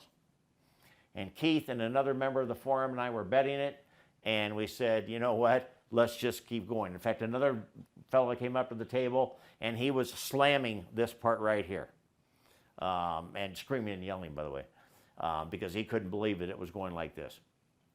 Now, let's look at what happened to the 2s. We talked about the 1s and the 3s. Let's talk about the 2s. You can't see it, but we had 1, 2 in the beginning of the shoe, or in the middle of the shoe, and we've had 1, 2, 3, 4 more 2s. Can't count that. That's the last of, unconfirmed event. So of the 2s, we had 1, 2, 3, 4, 5, 6 times that it went beyond 2. It went to 3 or more. Or I'm sorry, we got to count this one also because that went to 3 right there. So we had 1, 2, 3, 4, 5, 6, 7 times where a 2 went to 3 or more, and 1, 2, 3, 4. There's one over there. 5 where it stayed at 2s. So the 2s in this particular shoe sequence, the 2s really didn't do us any good. We really couldn't have played the 2s successfully and determined, because of their how they got spaced out, meaning this way. We could not have determined what would have really happened with the 2s. But we made our money on the 1s and on the 3s. Okay? Like I said, we made 7 on the 1s and we made 2 on the 3s. Conservatively, if you want to take this down and say that, okay, we might not have noticed it as early as we did, let's even say it to 7 units. Okay? You know that I espouse that 87% solution is designed to give you 3, 4, 5 units of shoe when it's in effect and when it's working and when you should be playing it. In this particular case, it went beyond that, but as a conservative player, I would not hesitate at all to stop even if I had gotten to 5 or 6. I would have been very happy just with the 1s in this shoe. Okay? Well, that's 87% solution. I know we've kind of moved through that quickly. As always,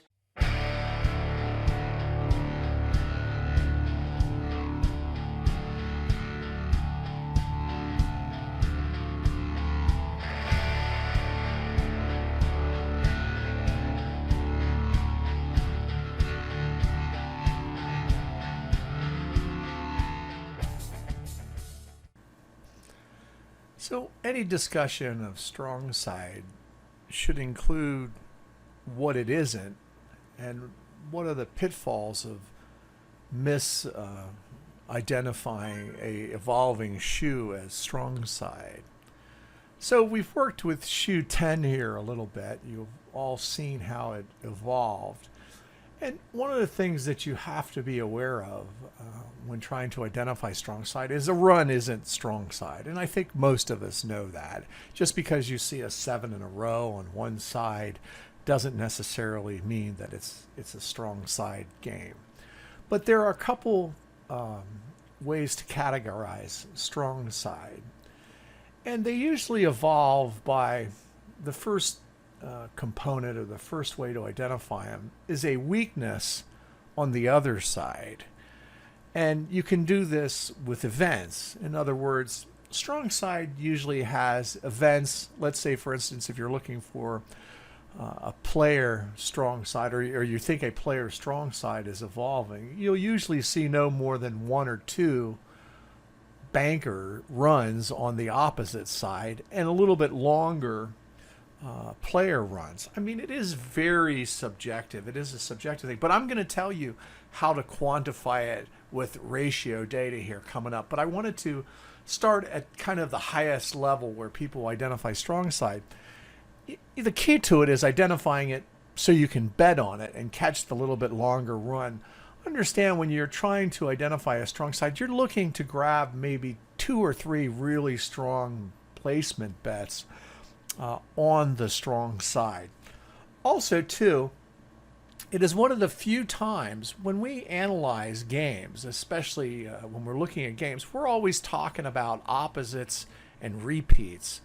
when we are identifying a strong side game, which of course is the best bias you can have, at least in my opinion, we totally ignore opposites and repeats, right? We don't bet opposite or repeat. It usually doesn't even come into play, because if we're on the strong side and the strong side just won, we're going to bet repeat. If it goes opposite for one, we're going to bet opposite. Okay, so we totally remove the opposite and repeat. It's probably the only time we do that. And we actually go down to the ratio data and use that data. That's why it's the strongest bias. Anyway, enough of this chatter. You can see in this game here, we had the 7 in a row, 7 in a row, a player, but there really wasn't a lot of strength in showing you that this was a player strong side. Of course, then here's a player 4 in a row and a 2 in a row, and here it went to a banker 5 in a row, which of course wiped out the strong side.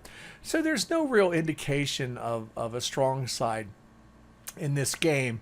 You could have catch the run. Maybe it's a lot of people like to look for time before last, but there's really no bias in here that I see that would really indicate a strong side. Perhaps if you're, and we can get into the minutia of the discussions, perhaps we could catch the strength of player right in this area right here with a little bit more data. But what would have been hard to go with that was when this banker 3 in a row came about.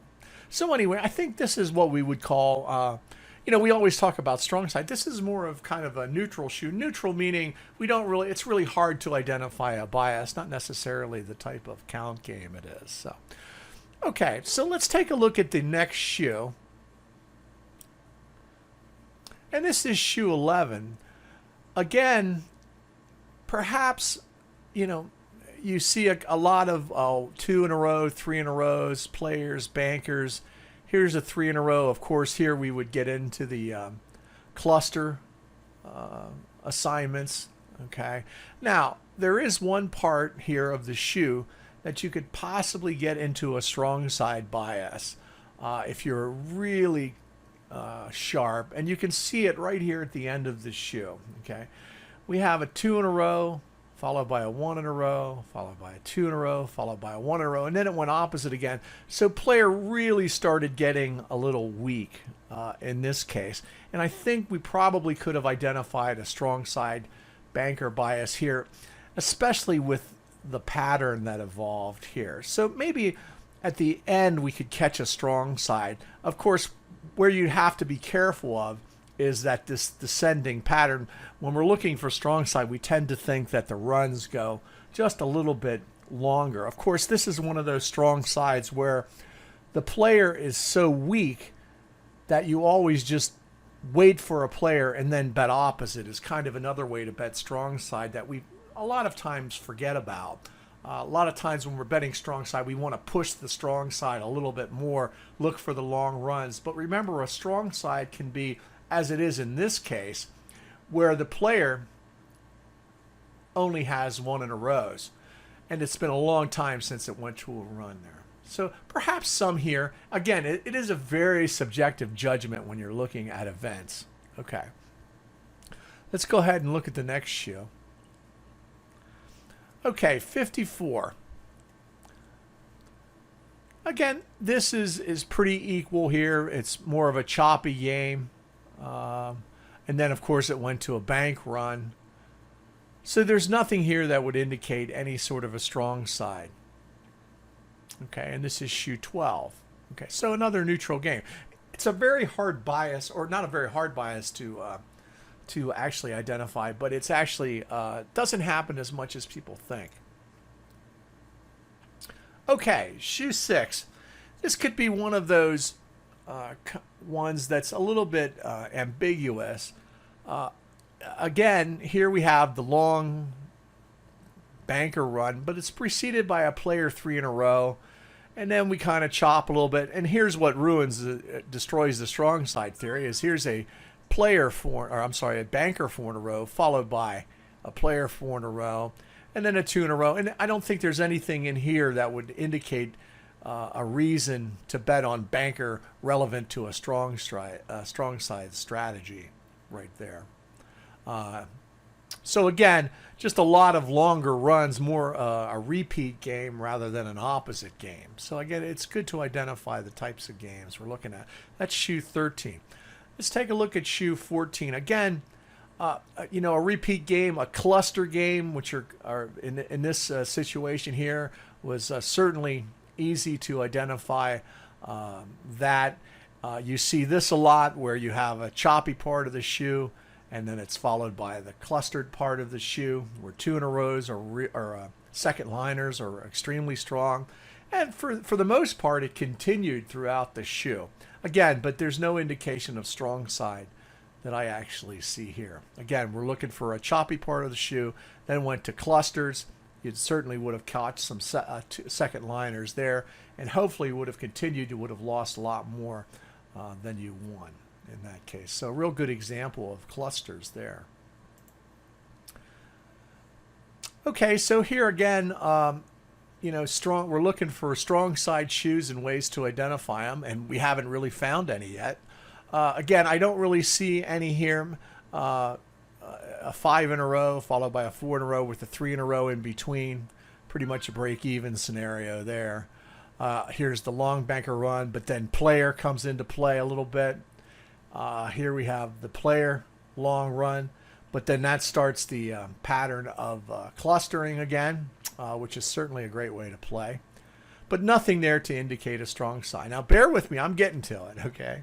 Here's shoe 16. The downside to this, for looking for a banker strong side, which would have been kind of the descending strong side, or the, as we say, the player very weak bet opposite player strong side. We did see that actually here, but what would have caused us to exercise caution is it's starting with a player 4 in a row. So perhaps you may have caught a little bit right in here after this banker 3 in a row. Maybe caught these opposites here, but of course you run into it here. So it wasn't a really strong side game. Again, just pretty much some random stuff and some chop here. Okay, so let's go to the play hand by hand section. Let's go to the next shoe. Okay. Oh, I don't know why I hit that. Okay. Shoe 17. Again, something perhaps at the beginning a little bit more banker, but not really strong, because here you have the 2 players that go to a 2 and then a chop. So really no indication, and you can see it gets destroyed here with the player run. So another thing to, when you're looking for strong side, and one of the things that we don't talk about is when you don't see something, what does that tell you to do? Well, that tells you that probably things are going to go back and forth quite a bit. If you don't see a real strong side, then you might see some runs of banker, as we did here.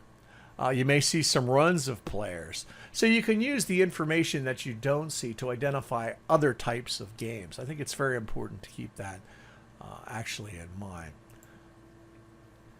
Okay, so this is the shoe that we wanted to talk about.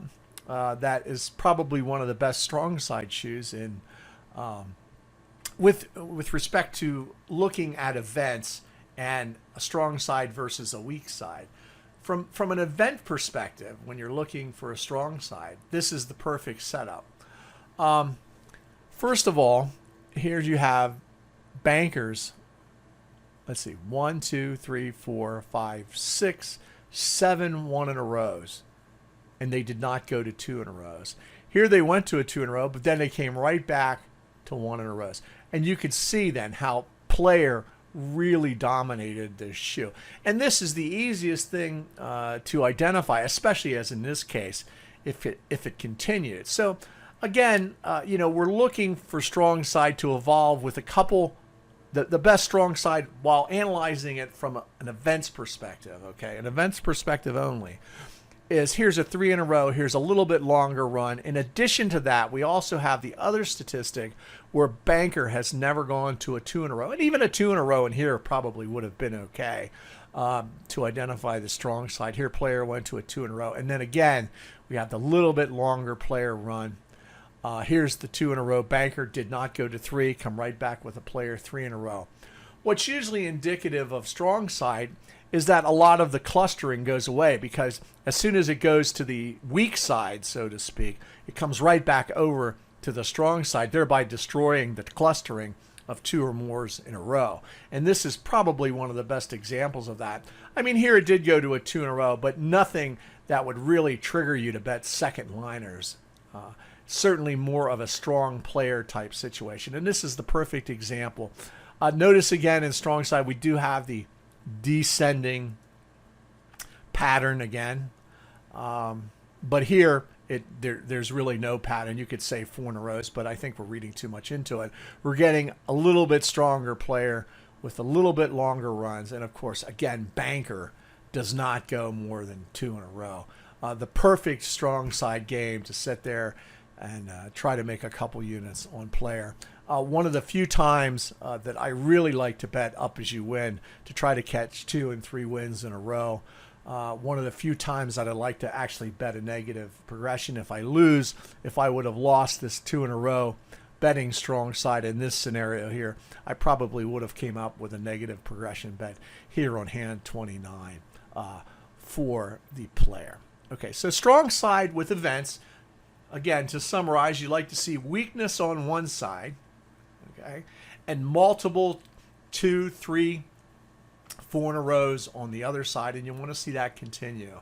And that's probably one of the best ways to identify strong side with simply events only. And you can scan scoreboards for this. It's a great way to play. Just simply walk through a casino that has a lot of games and look at scoreboards, and it's a great way to identify strong side, and you'll be successful if you play that way.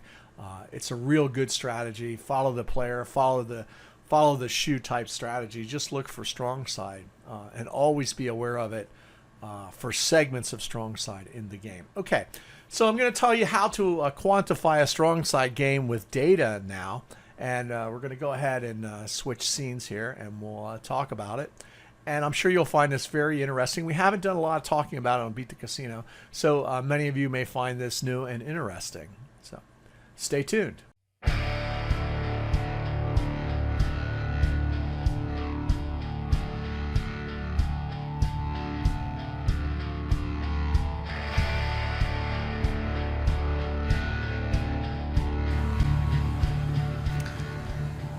Okay, we're going to play a shoe here that I re-simulated a game from. And it started with burning 4 cards. And I got this shoe from Hollywood Casino, where I was tracking cards. So it started off burning 4. And we're going to track the disparity. I'm going to show you how it indicated a strong side game. So players started off with a 5. It hit, stayed at 5, and banker went up to 1. So I marked down a 5, circled the 5, banker had 1, the score disparity was 4. Second hand came, 6, down to 4, 0. Hit the player with a 7, went down to 1. Banker went up to 2. The banker won with a difference or disparity of 2. 0 on the third hand here, up to 7. Banker hits to 3, card for the bank. Hits it with a 9, so player 1 with a difference or disparity of 5. So we mark that down. Next hand, player ends up with a 6 here, you'll see in stands. Banker stays at 1.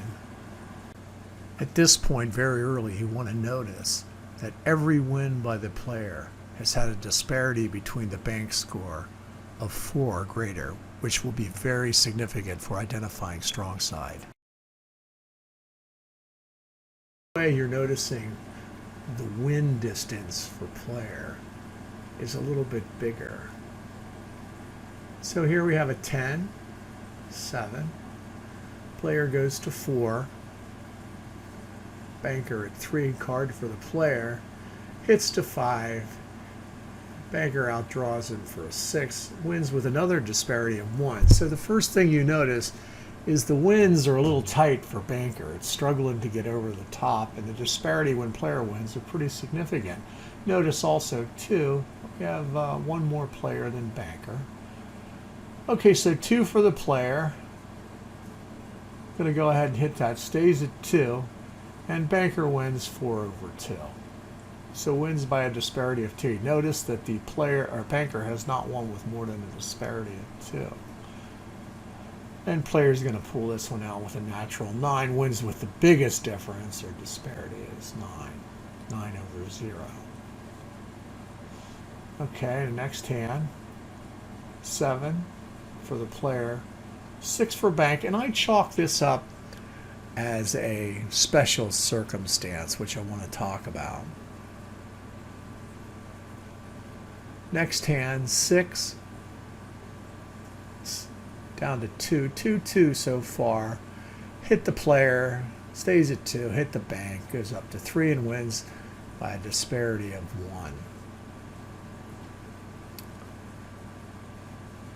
Okay, 8, 6, 8, 0, natural. Okay, so now you can see, if we take a look, that the player, although isn't showing any events as a strong side, okay, is certainly showing a better disparity in wins, which is really a good indicator of a strong side coming up. Okay, notice the Banker wins are only by 1 and 2. Okay. Go on, watch a couple more hands here. Watch how this shoe evolved. Okay, we have a 6. Hits it, stays at 6. So the Bank, while it has had a couple 1s and 2s in a row, still hasn't really won by any sort of disparity. Now, in addition to the no longer than 3s, you have the additional data that the player is scoring higher hands and winning with a greater disparity.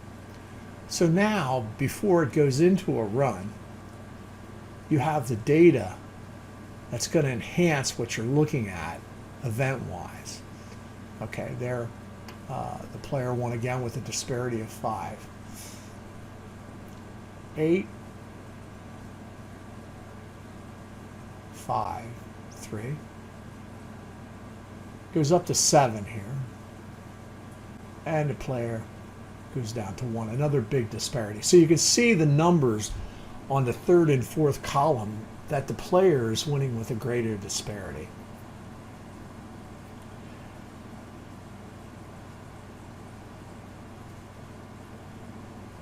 They're at 1-7. Probably should have circled it there. Tie. Coming up, there's the tie.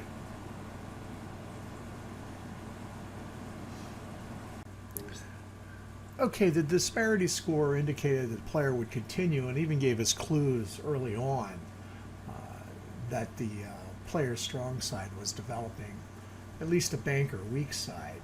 And additionally, with the 3 outlier statistics of the 3 natural 2-card hands on the player's side that were winners over natural 2-card hands on the Banker's side.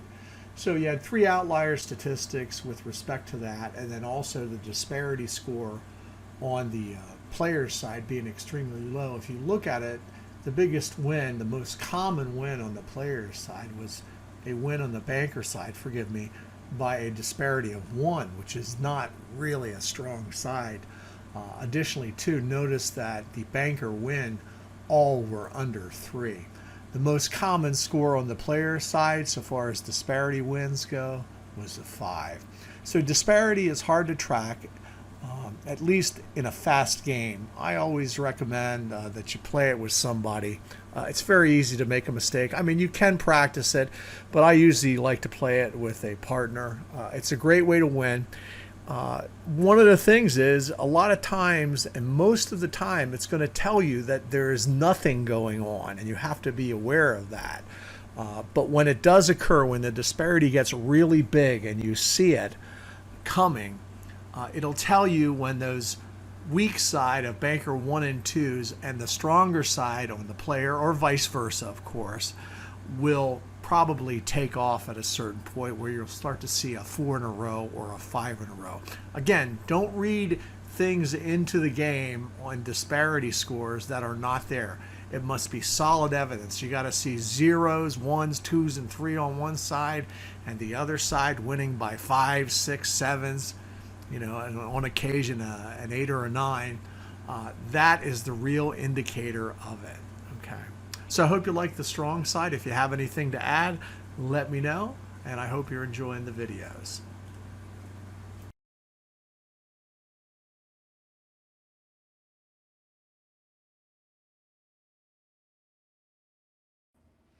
Okay, Keith here with the consummate Baccarat approach on betting and the type of bets. And, the purpose of this is to explain the type of betting approaches that you can employ with any strategy. And I just want to make things clear.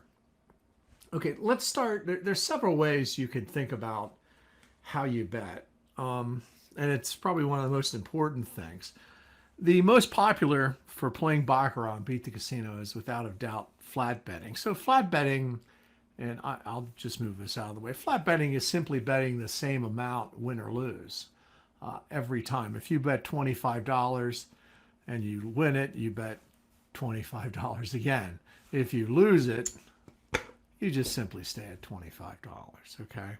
It's, the most basic form of betting. And, to win, you have to overcome the commission, and you have to win a little bit more than 50% of the hands to turn a profit. So that's what everything is designed to get you to do with all the statistics we look at, how to get your hands won ratio up. Okay. Now, just a couple things flat betting isn't. You can flat bet a session. Like if you go in to play for a day and you flat bet a quarter, and then you bet a quarter again, win or lose, and bet a quarter again. And then the next time you go to the casino, you're betting $100 chips. And then you're going to turn around and say, well, I'm a net winner, because you lost betting quarters, and then you won betting $100 chips. You didn't flat bet and win. You just bet a tiered negative progression. Okay. So, stay at where you, state how you're playing. It's very important for everyone to do that. Again, that's, one of the things we run into. Now, if you track it session over session, you just need to realize that flat betting one session quarters and flat betting at 100 is not really flat betting. You're simply just betting a negative progression with it. Albeit, it's a very drawn out negative progression. But, if someone says I play Baccarat for $25 flat betting, then every time you go to the casino, you must bet $25. Okay. I think we get the idea there. A loop betting is no matter what happens, and we used to use a common loop. No matter what happens, when you bet one, win or lose, your next bet is always 2. That could be a loop bet. Win or lose, okay? You could bet loop betting like 1 and call this 5. 1, 2, 3, 4, 5. So instead of betting it in green, you could bet 5, and then maybe the next time you bet 6. So anything where you bet one time, win or lose, and then you bet the next bet as some other number or some other incremental number of a bet, it's called loop betting. So you could bet 5, you could win the 5, and your next bet 4, 5, 6 is going to be 1, 2, 3, 4, 5, 6. Okay. So this here is equal to 5 of these. That's why we break it down to 5 that way. So loop betting, one number, then the next number, one number, then the next number, win or lose. Pretty easy to understand. Okay. Negative progressions. There's 2 kinds. There's one with limits, and there's one without limits. Okay. A negative progression is usually you bet 1. Okay. If you win the 1, okay, you go back to betting 1. Okay. So let's pay it off so you can see exactly how it goes now that we're getting into a little bit more complex forms of betting. So let's say, for instance, you bet 1 chip and you win that 1 chip. Okay. negative progression betting always says as soon as you win, you go back to 1, or with a limited progression. Now, if you lose the 1, you bet any increment that's more than what you just bet. Okay, so in this case, we bet 2. If you win that, okay, you just start over. Okay, now the most common is a 3-bet negative progression. So what's that? Well, let's say, for instance, we bet the 1 and we lose it. Then we bet the 2 and we lose it. Now we bet the 3. Okay, if we win it, our next bet is 1. If we lose it, our next bet is still 1 because we've bet a limited negative progression. After we lose 3 in a row, we go back to 1. So you can see, you can make your negative progression any length. You could say, okay, I'm going to bet a negative progression 1, 2, 4. Now, what a lot of people like to do is they'll add all these up and they want to win 1 no matter what. So here, if you win the first one, you win 1. Here, if you win the second one, you win 1. Here, when you bet 4, if you win the third one, you win 1. Now, this is where it gets a little hairy, okay?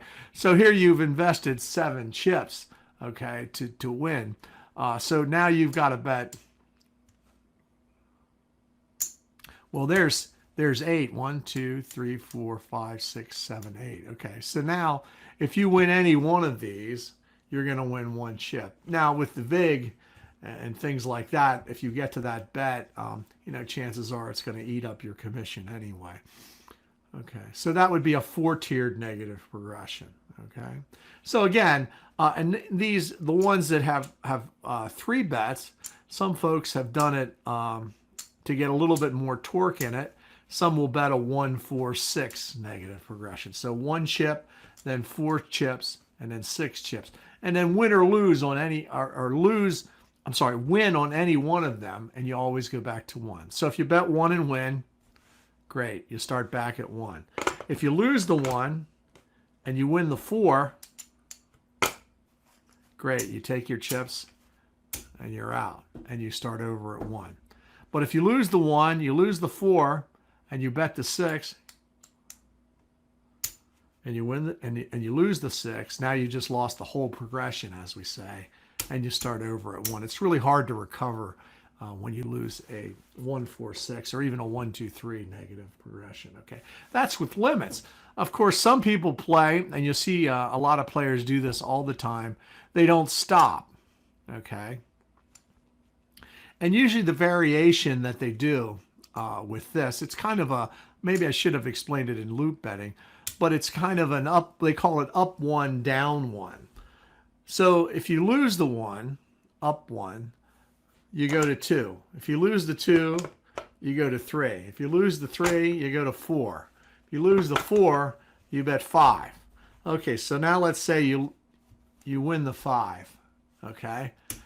Now, since I just won the 5, my next bet is I go down 1. I'm going to bet the 4. Okay.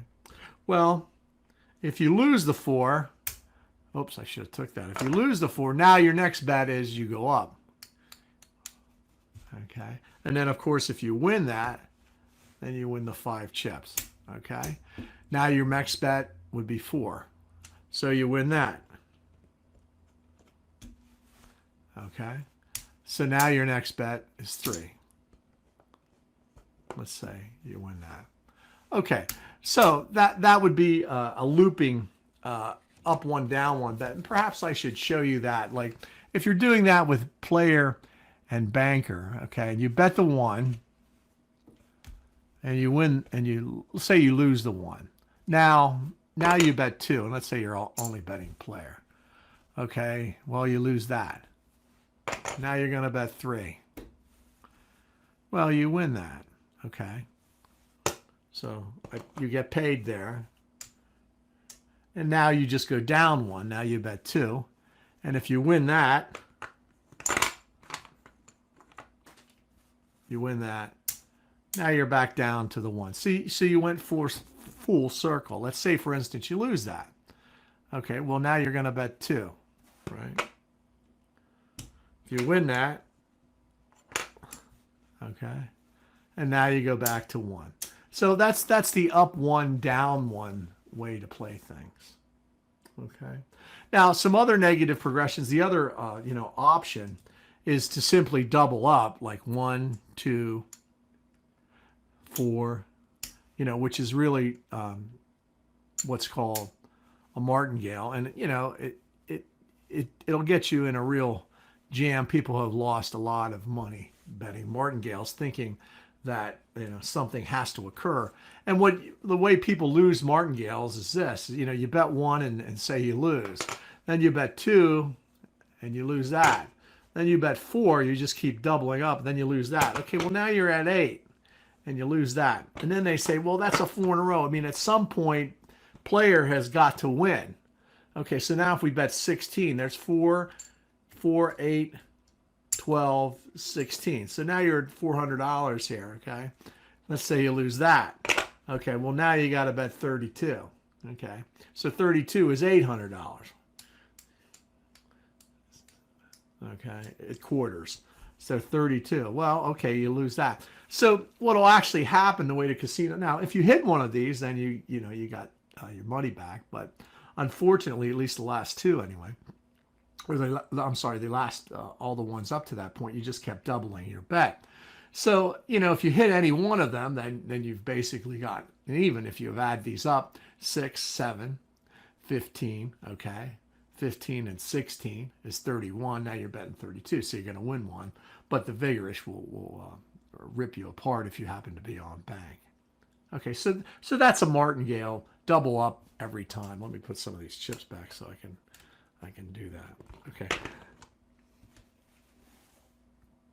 The next thing that we probably want to talk about, you may hear people talk about, is the Fibonacci. A Fibonacci is simply this. Now, Fibonacci, originally it was designed, as a sequence of numbers, and most people play it 1, 2, 3, 5, 8, the sum of the last two, and you can bet a Fibonacci with positive or negative progressions. Really, though, the Fibonacci actually does start with 0 and then 1. Okay. So basically, there's really no point in, there's no bet in the 0, right? Okay. But that's really the Fibonacci sequence: 1, 1, 2, 3, 5, 8, 13. So it's the sum of the last two. Okay, so if you bet it up as you win, if you win the Fibonacci, the up as you win, now you bet 2. Okay, and let's say, for instance, let me get my other card out here and show you how that would play out. You bet 1, you win it. Now you bet 2, and then you win that, right? Now your next bet is 3. You always just add the last 2, and then you win that. Okay, then you're at 5. And there you pulled off one profit. And if you win that, great. Now, if you usually streak players like to bet Fibonacci's, and that's a Fibonacci. Okay. Actually, the true sequence is, I should have bet 1 twice. Here I just bet it. Most people, I guess I should say, most people just simply start right here and they ignore the 0 and 1. But in reality, this one here should have been bet twice for a true Fibonacci. But in any event, I think you get the idea. The other way to play it is as a negative progression, is if you instead of betting it up as you win, if you lose that, okay, now you bet 2. Okay, you lose that. And then let's say you bet 3. Now the beauty of it, doing it with a negative progression, is anytime you hit one of them, you're going to go ahead and win the last 2 bets. Okay. Now the thing with a Fibonacci you may see people betting with, or like, don't be fooled by it. If you bet 1 and you, let's say, lose, I'm sorry, let's say you lost that 1, and then you bet 2. Okay, and then you lost that. Then you bet 3. And you lost that. Now you bet 5. You can see you can get into a jam really quickly. And now you bet 8. Oh, it's 200. Okay. Now, if you win that, you made up the last two bats in the Fibonacci sequence. Okay. So you're really just down the initial two then. So that's a Fibonacci. A lot of people like to bet it up as you win and up as you lose. It's not a bad idea if you're in a strong side game and want to try a little Fibonacci 1, 2, 3. But that's the most I think I've seen anybody successfully play it. Okay. Just a couple miscellaneous things about these Fibonacci's and stuff. And progressions, negative progressions. Some people. Some folks got popular at one point saying probe bets. And basically, people would say, well, I'm a $100 player. Let me explain what probe bets are. I'm a $100 players, and I usually bet 102, 200, or I bet 100 and then 150. Well, I'll do a probe bet that's a 2. Well, you simply just bet a progression, 2, 4, 6. When you add anything above or below a bet, you're not, there's, calling it a probe bet does not relieve you or change the fact that you're simply betting a progression. Granted, it may be stretched out, okay? But it's still just simply betting a progression. Now, a lot of folks say, well, the reason I'm betting 2 is I don't feel as good about that as making this bet. So you're basing it on some statistic, okay? And it's been called, like they call it, advantage betting, but really usually that's based on a statistical advantage, not a mathematical advantage, and I'll talk about that in a little bit. Okay. So those were the Fibonacci's and patterns and things along those lines. Of course, there's up as you win, which is if you bet 1, and I probably should have showed you that with a negative progression, but you can bet up as you win. If you go ahead and you win 1, and then a positive progression would be you'll bet 2 that time, or you could maybe just kind of a partial up as you win. Then of course if you win that one, then you can go ahead and maybe up it just incrementally instead of the base unit. So there, maybe you'll go up a nickel and take your base unit back. Or again, you could do it 1, you win the 2. Now I'm going to bet 3. You win that, etc., etc. That's up as you win. Okay. Take some of these backsides and chips to pay myself off. Okay, so that's up as you win, up as you lose. I think you get the idea of that. We had negative progressions we were talking about, positive progressions we talked about. There are some other kind of esoteric ones that we should probably talk about.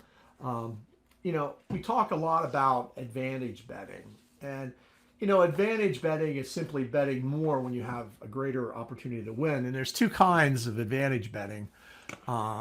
The first is just a statistical one, and it just means in hindsight there's statistical evidence that you think you have a greater chance to win. So a lot of times, if people see, and I talked about this in the video, when you're using the events count or any sort of count, if you're playing a most common game, okay, and you think that 2s are most common, and you have a statistical advantage for the 2 to repeat, instead of betting 1. Maybe you'll up your bet a little bit in a scenario like that. So, for instance, if you're coming along here, and you see something like this, okay, and you're saying, okay, well, I've been normally just betting 1 every once in a while, but now I see that these 2s are most common.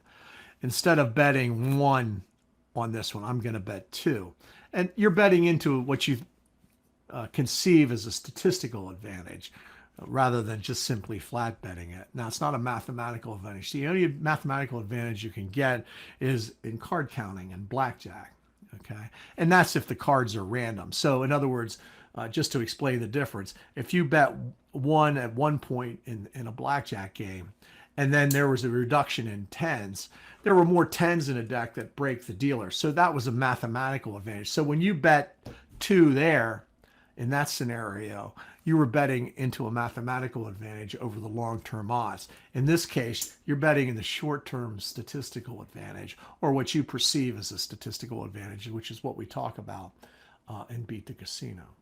Okay. So that's advantage betting. Okay. Random betting is something that people do, and sometimes it can prove kind of you can get lucky with it, I guess, is probably the only thing I can say about it. Is they'll bet one, and then they'll bet two, and then they'll maybe just, okay, well, I've lost 3 times in a row. I'm due to win, so they'll arbitrarily throw out 6. That's just kind of random betting. It usually doesn't pay any good. It's not based on logic. It's just based on guessing. If you go to the casino once in a while and twice a year and like to play, get a little bit of action, okay, that's called random betting. I mean, you see people doing it. They'll get so far ahead. Some people bet more when they get ahead. If they're way ahead, they'll just randomly go for a bigger win. It's a way that needs talked about. Some people do that. They'll play to a certain win, and then once they get that win, they'll shove it all out no matter where they are. So they're randomly or arbitrarily going ahead and betting more. There's also kind of impulse betting, win or lose. You see that a lot, especially in Baccarat. You'll see somebody who's usually a pretty normal player. They'll sit there and play a couple hands, and they'll win a couple hands, right? And then all of a sudden they do this. Okay. And that's all fine and dandy. When you see them win, everybody goes, did you see how much money they won? But of course you didn't see the time that he did that. That you're losing. That impulse betting is usually, or over betting your bankroll is usually, and the biggest reason people lose, over betting what you have. Impulse betting, anything like that, is the biggest reason that people lose. A couple things you may see is one thing I do want to explain in this one. It's pretty simple. Net betting. Net betting is just simply running 2 progressions against each other. You can use it in any system. When we have 1-to-1, if we're going to bet 1 on player and 1 on banker, 1 on player and 1 on banker, if we win either side, we're not going to win any money because the one would negate the other. Okay. So let's say, for instance, that player won this one. Okay. So now we're going to go ahead and we're going to leave that at 1, and now we're going to bet 2. So we're going to bet a negative progression on the losing side and just a flat bet on the other side. So whichever one loses is going to go up. Whichever one wins, it's going to stay the same. Okay. So in other words, here we have 1, so that stays at 1, and now banker goes to 2. Well, if you look at that visually, if this is player and this is banker, right? 1 on player and 2 on banker. Well, that's the same as, if we subtract 1 from both sides, that's the same as 1 on banker. Okay, so if we won that, say now we have the 1 against the 2. Well, this is lost now, so this comes here, and now this 1, so this would come down to 1. Okay, so we're running 2 negative progressions and keeping track. Same thing. We'd bet 2 on player and 1 on banker. Well, it's the same thing as betting 1 on player and 0 on banker. And then let's say, for instance, we won the small side. Well, if that won, then you'd lose the 1 chip. Okay, so now this would go to 2, and this would go to 3. Okay, I'm sorry, this would stay at 1. Forgive me. This would stay at 1 since we just won, and this would go at 3. So now if you bet 3 on player and 1 on banker, okay, that's effectively the same as betting 2 on player and nothing on banker. Okay, so if this wins, let's say for instance you win and you collect your 2 chips, now this goes down to 2, and this here, since it's 1, we're betting a negative progression 2-2. So at this point, 2 chips against 2 chips is there's no bet on that hand until someone wins. So let's say player won that. Well, now this comes down to 1, okay, and this would go up to 3, okay. So now we're going to have to bet 1 on player and 3 on banker, okay.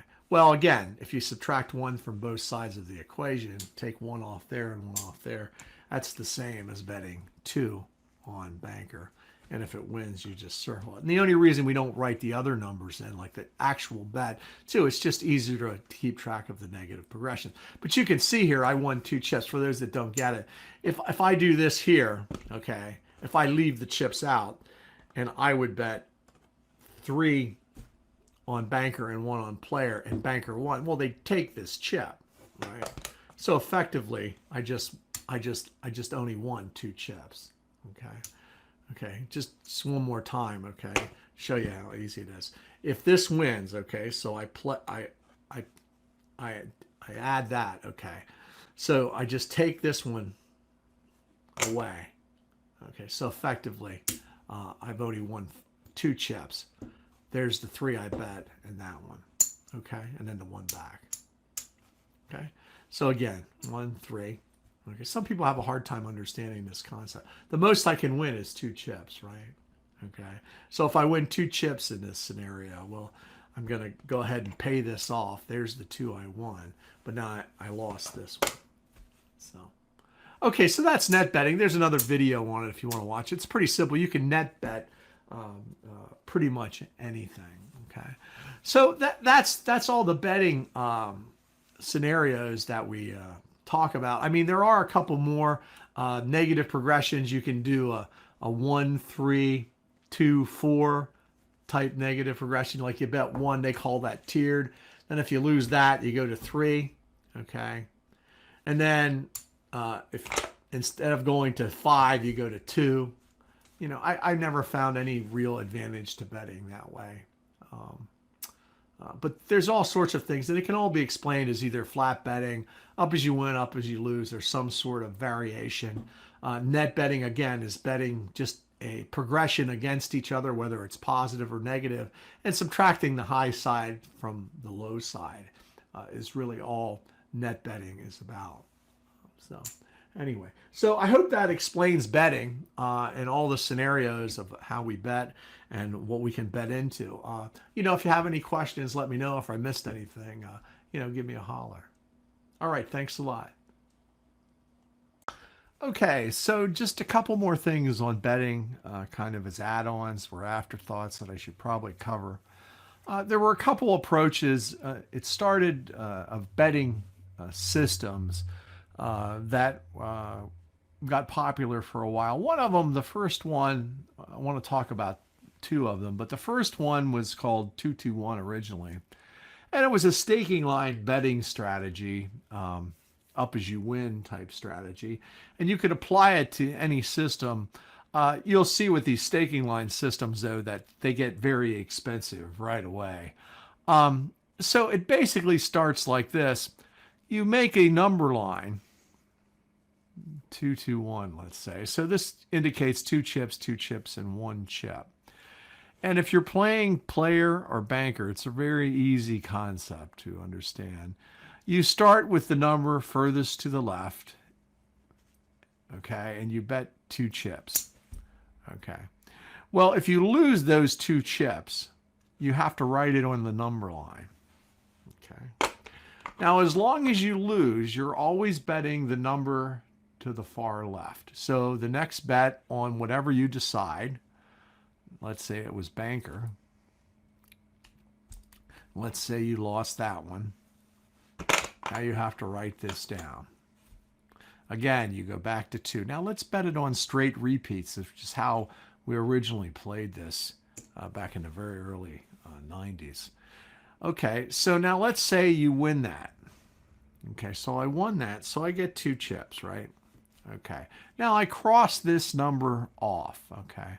Now anytime you win, the system goes, you take the first number that's not crossed off to the left on the number line and the last number, and you combine that and you bet it on however it is you're betting. Okay, well, we were betting straight repeats. Okay, so now our bet would be 4 on player. Okay, so if we won that, let's say we won that, pay it that way, then we cross off this 2 and this 2. Okay, now since we won, this was an up as you win strategy. Anytime you win, you combine the first number on the left and the first number on the last number on the right, and you bet that. Okay, 3. So let's say we lost that. Okay, there's my 3. So we lost that. So now I got to write that number down because I have to make it up. Now, since I lost, I only bet one number to the far left. So now I bet one chip on whatever system I'm playing. In this case, I'm betting repeats. Let's say that lost. So now you lost that. So now again, you write it down. Again, since you lost, you bet one, the number that is the furthest to the left, in this case 1, and we'll say you won that. Now you cross that off, okay? And this just went on endlessly. Now, since you won, you combine two numbers. The first number on the far left, that's not uncrossed, and the last number. So in this case, 2 plus 1, you'd bet 3 on player. Okay, let's say you won that. So you get paid 3. Okay, and then you take your money back. Now, since you won them, you simply cross them off. You combine the first and the last. Well, now there's only one number left. So you would bet the last number 3, okay, on player. Let's say that 1. And now you crossed off the last number. By doing so, because you started with 2, 2, 1, you're up now 5 chips. Once you finish a number line, you simply just start over again and go through the same process. Now, it's all fine and dandy as long as the numbers get too big, but you'll quickly see that the numbers will escalate very fast when you sustain a couple losses in a row. Okay, it's an up as you win strategy. A lot of people liked it. It's for an action player, but when people talk about 2-2-1, that's what they're talking about. Okay.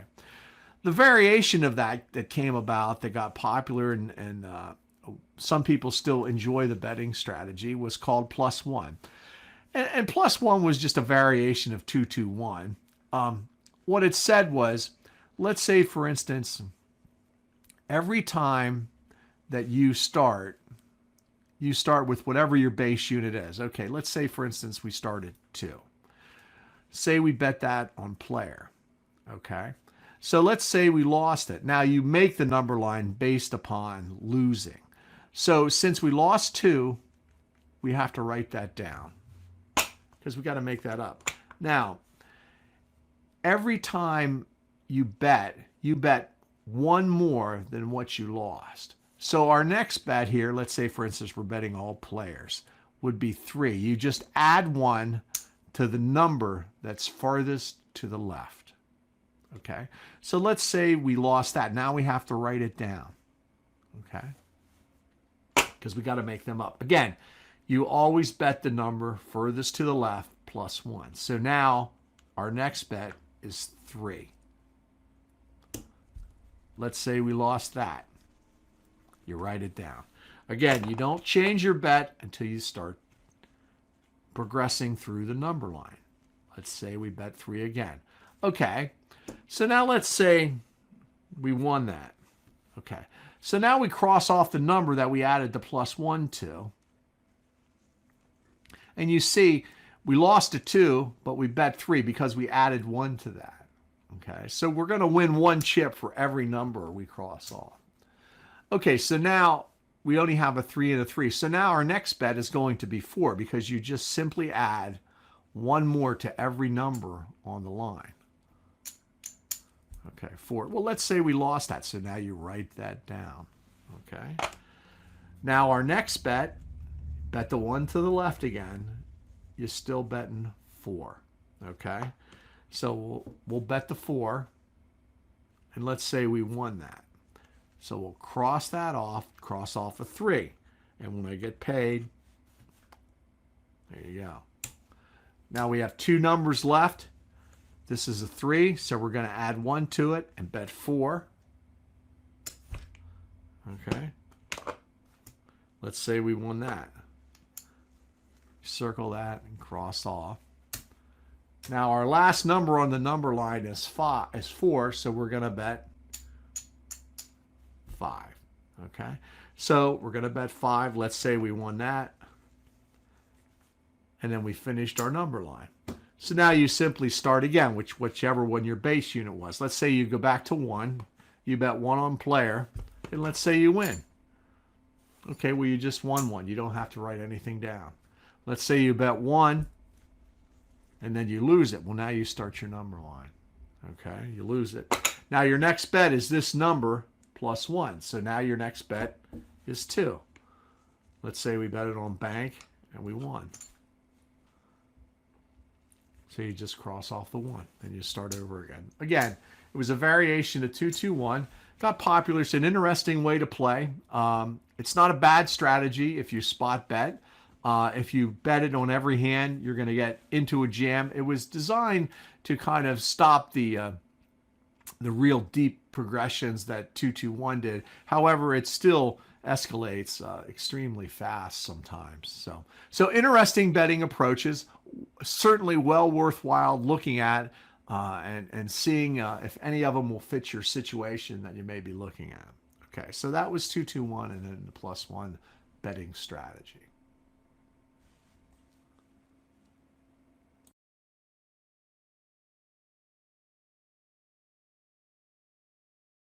Hi, Keith here from Beat the Casino. Listen, I hope you enjoyed the couple videos that I tried to give you an overview of how to navigate your way through the concepts at Beat the Casino to get you up to speed as quickly as possible so that you could join in the conversation and improve your playing and reach your goals. That's the purpose. I started Beat the Casino back actually in 1995. It was a simple list server. So we've been around a lot of time, and we've seen a lot of players come and go. So I'll tell you more about that later. But I wanted to finish up first off with probably the most asked question on Beat the Casino. And it's always framed the same way. And I want to kind of give you an honest answer about it, is I want to make this my job, as, I'm going to tell you the truth, as does everyone who joins the club, as does every gambler who buys a system from anybody. That is usually, they may not say it, but in the back of their mind, that's what they're thinking. So I want you to think about that for a second. Okay. Now, I think one of the things that we emphasize on Beat the Casino is that it's a really small edge. You have to eke out that edge. And I've always been a proponent of finding statistics where you find some sort of variation in the game that has a reason for it to happen. And once you find that, you can capitalize on it. It doesn't have to do with long-term math. It doesn't have to do with random math. It has to do with process variation. But with that said, if you think about this, I want to make it a job. And I hear players, great players, current players say this all the time. I want to make 5 chips a day. It's going to be my job. And every day I'm going to make 5 chips. And when I get to that 5 chips, whether that's 250 or 500 or 5,000 or $100, that's where I'm going to stop. Now, if you stop for a second and really think about that, do you think about the tremendous burden that you place on yourself by doing that? First of all, when you go to a job, even if you work at McDonald's, you're pretty much guaranteed you're going to get paid that day. Now, you've guaranteed yourself that you're going to actually play. And in your mind, you think that you know enough that you're one of the few people in the world that can go to the casino and win every day. Now, just pause for a second and think about that. One of the things about Beat the Casino is I want you to have your judgment based in reality. Think about that. Okay, I think it probably just sunk in. Okay. If there are people who do that, and I've seen very few, every day you have to win. There's usually no exceptions. And on the days you take off, you have to pay for, vacation pay when you don't feel like playing. You have to pay for your benefits. You have to pay for your meals. You have to pay for everything. Okay. So, this concept of locking yourself into a win every day because you want to make it your job is really unrealistic, and it puts undue pressure on you. Okay. So that's the first thing I want to point out. So put that I'm going to make it my job scenario on the side just for a second. Okay. I'm going to circle back and I'm going to explain to you how to mentally approach the game and how to make the game so that you make the money that you're looking for. Okay. It isn't how you think, but you just can't say, I'm going to go in every day, make 5 chips, and then leave. It's impossible to find games that you can beat every single day for the rest of your life. It's just not going to happen. So that's the reality of it. There are days that you're going to lose. You've got to accept that reality. The next thing is people say, well, approach it as a business. You know what? That's not a bad idea because businesses don't make money every day. Some days they have good days in sales. Some days they have bad days in sales. So you've actually set aside, the money in a business. You've got an investment that you're going to make, and you're going to run it like a business. And there are a couple people that do this successfully. Not as many as you would think, though. Okay, a lot of people talk about it, but they always report the wins, but they never report the losses. And I don't know, when I'm in business, or if you've run businesses, I mean, there are many businesses that fail from time to time. But if you talk to these people that run it as a business, they never tell you when they invest more capital in the business or when they borrowed money to continue to keep the business going. They just perpetually win. Okay. And so, this type of, I think sometimes it's delusionary thinking. Sometimes it's hard to maintain. And over the years, I've seen them come and go. Okay.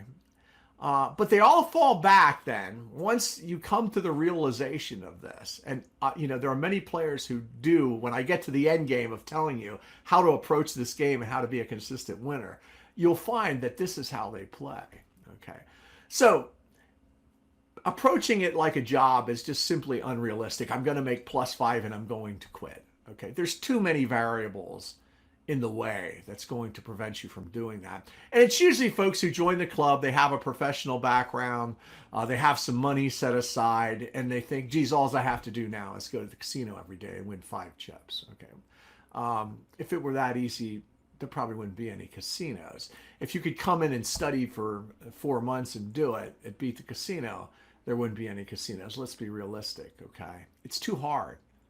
Okay, it's almost impossible to do it every day. Sure, you can win 5-6 days in a row. Hell, you can win 15 days in a row. Okay, but as soon as you put that restriction on it that I'm going to win every day and I'm going to make it my job, you've just put a tremendous burden on yourself. Because what's going to happen? You're going to play games you shouldn't play. You're going to play longer than you should because I'm not paid yet. Okay, so just forget that. Okay, there's a better way to do it. I'm going to tell you how. Okay, so as a business, well, that's good. You usually take some money aside and here's what you have to play with, but you have to be able to accept one fact if you do it that way, is that there's days that you're not going to win. Okay, you're just simply going to lose some days. Okay, then there's the casual players. And these are players who come in to Beat the Casino and they learn a couple concepts and then they go out and then they play and they win a couple days, and then all of a sudden they'll have a bad day and they'll lose and they'll go, what happened? And there's really no explanation other than, well, you just couldn't find a game you could beat, or you bet the wrong side is what happened, or you bet too many times. So you don't want to be a casual player either, where you come in, you kind of do drive-bys, learn a couple concepts, and then off to the casino you go. Because we're not like system sellers. We're a club. We want you to become involved with who we are. Okay, so I don't bore you. I'm going to get to what you should become, how you should approach this game. Now, I've been playing for 40 years. Okay, I'm 60. What am I, 62? Okay, so even before that, illegally, I guess you could say, in the back stretches of racetracks. But that aside, the best way to play, are you ready, is to be a serious player, okay? Is to learn everything that you possibly can about the game and become a master. Okay? Talk to everyone and listen to everyone on the forum, Okay. And those are the two principles that I protect on the forum. I do my best to. Okay. Is you want to become a serious player. And most of the successful players are serious players. What does it mean to be a serious player? Okay. Serious players don't say, I've got to go make 5 chips and I'm going to quit. Okay. Serious players understand that there are times when I'm going to lose. Most serious players, because they're joining the club to try to make a buck, don't have a huge bankroll. Okay, most players have what I call an intermittent bankroll. They don't have money set aside that they put in a box somewhere, and then when they go to play, they go grab it. Here's my Baccarat money. Okay, that isn't how most players play. Let's be real. Okay, most people get a couple extra $100, or they go to their savings account or their checking account, and they say, well, you know what? I think I'll take out a couple thousand, or I'll take out 500, and I'll go play a little bit, right? Most people don't segregate the money. I mean, let's be real here, okay? We go to our checking account and grab it. Hell, I do, okay? It's like, I'm going to play today. Okay, let me grab 2 or 3 grand and go play. That's how I look at the game, okay? But when I go, the most important thing, especially if you're playing for bigger stakes, okay, is that you're serious about the game and you look to everything that you know, that you've learned, that you've talked to about in the forum, and you implement that when you walk into that casino. Okay. That means don't drink, Sure, afterwards, have a drink, go to the shows, and enjoy all the glitz and the glamour of what the casino has to offer. After all they're really trying to do in the casino is get you to overbet your bankroll, right? They're trying to get you, as I talked about, they're trying to get you to impulse bet. Okay. So that's what happens when you make it a job. Okay. You've put more impulse when you're looking to do something, you want to get done, okay? Temptation is the word I'm looking for. Impulse temptations. The more impulse temptations you put in front of you by putting win goals, and I must win this and I must win that, it's just a bad thing to do, okay? If you're making $500 a week and you want to quit your job, don't, okay? I'm telling you, don't. You're not going to be successful. It's too hard. You're going to drive yourself insane because you're not allowing for how the game actually is played and the reality of the situation of playing in a casino, okay? You can get an edge, but you can't get it every day, okay? Once in a while, you can get a real big edge and make a big score. But most times, you're going to make little incremental wins. So you must be a serious player. That's all you should be, okay? If you go and you lose, you want to minimize your loss and know, you know what? I just lost today. Now, the other thing is a lot of people put stop wins and stop losses. And I think, generally they're a good thing, especially if you're a serious player. I mean, and the only reason you would have a stop loss is that you just ran out of money to play with, okay? Like I do it on per session. Okay, if I say, okay, well, you know what? This week I got $2,000 to play with. If I don't win with $2,000, I'm not going to win with $10,000 because that's the reality of my life. Okay, I don't have $1 million, $2 million I can go back to and just dig out of the pot, and that $1,000 or $2,000 was not significant. And I'm sure most folks are in that situation. And if they're not, that's the reality of how they think about money. Okay, it's like if you lose $2,500, I know a player was in Vegas with me not too long ago, and I think he's pretty well off, but he was upset. He goes, man, I just took a $2,500 hit.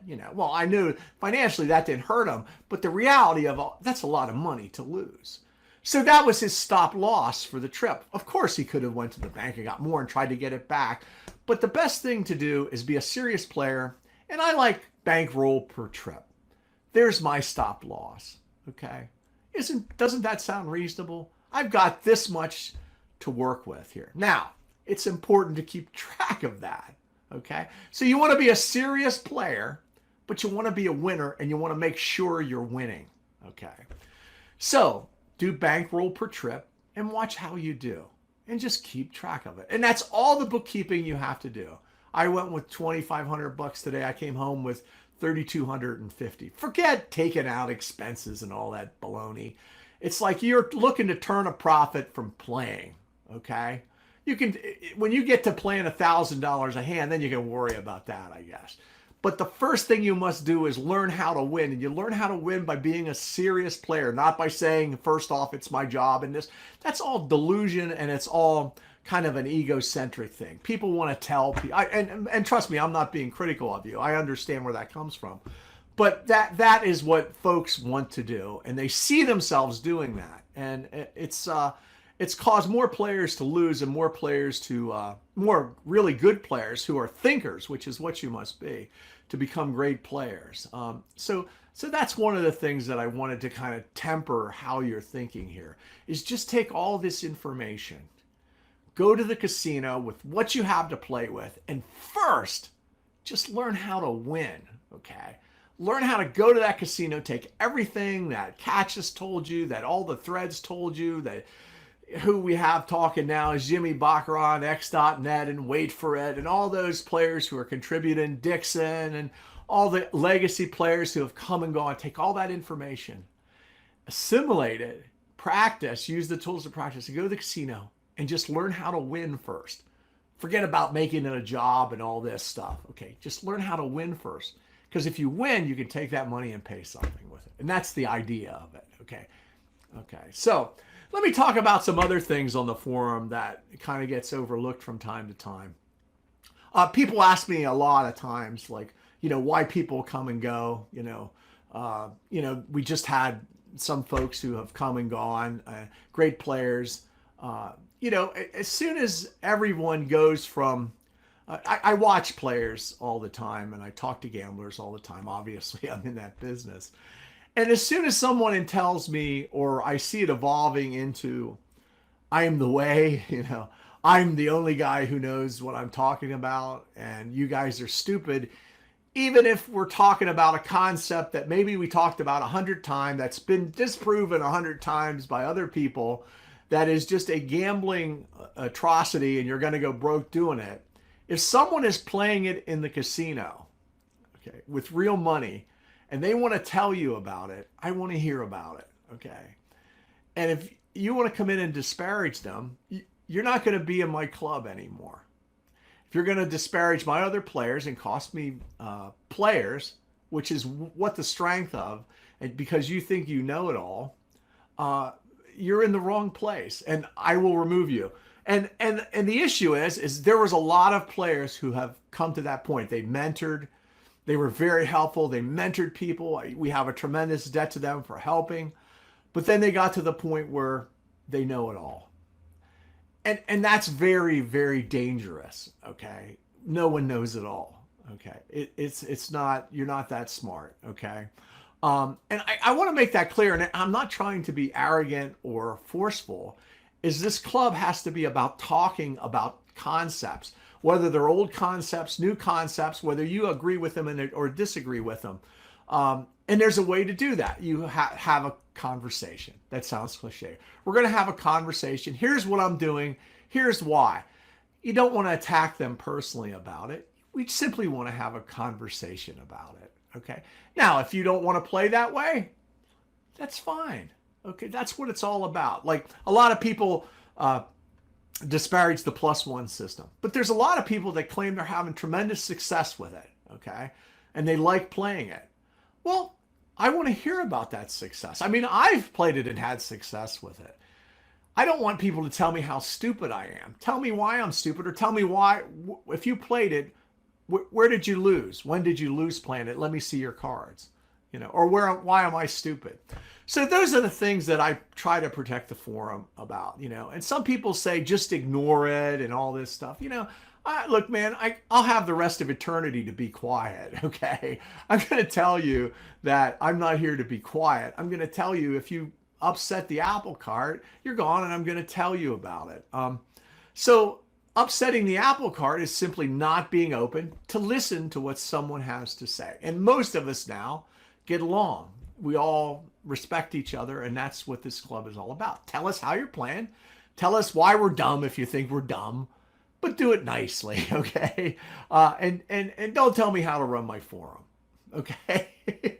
Don't ask me to justify why so-and-so is gone and why this person is gone. It's because they became from mentor to know-it-all. That's always the reason. As soon as they go from student to mentor and helping people, and that's where we want everybody to stay, right in that middle, mentor, help people.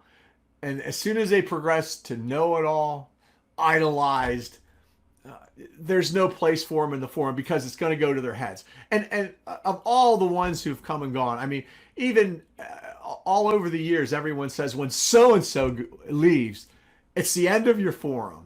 You know, it hasn't happened yet, you know. And again, I think it's because the forum is based on a principle, not one person. Okay. So we're after knowledge, we're after real information, and we're after making really good players. And you know, how we've made some mistakes along the way. But I think we're going in the right direction now with looking at everyone's concepts and everyone's ideas and talking about them, making videos, doing the play sessions, getting together in the Bahamas and where else. And by the way, if you haven't signed up yet, sign up. Okay. Needless to say, it's the members and supporting the forum and getting other people to join the forum that keeps it healthy, gives me the ability to travel and meet new players and present seminars and put up these great videos by other players and encourage other videos from other players, and just to keep the whole thing going. So with that said, I think I've talked long enough. Maybe you made it to the end here. Maybe you didn't. If you made it to the end and listened to this, good for you. So that's my philosophy of the forum. I'm not a formal guy. I'm kind of informal. If you want, give me a call. Let me know what you think of this video series. We're going to try to do more, much more of them. And again, thanks for being a member of the club. Please email me or call me anytime. All right. Bye-bye.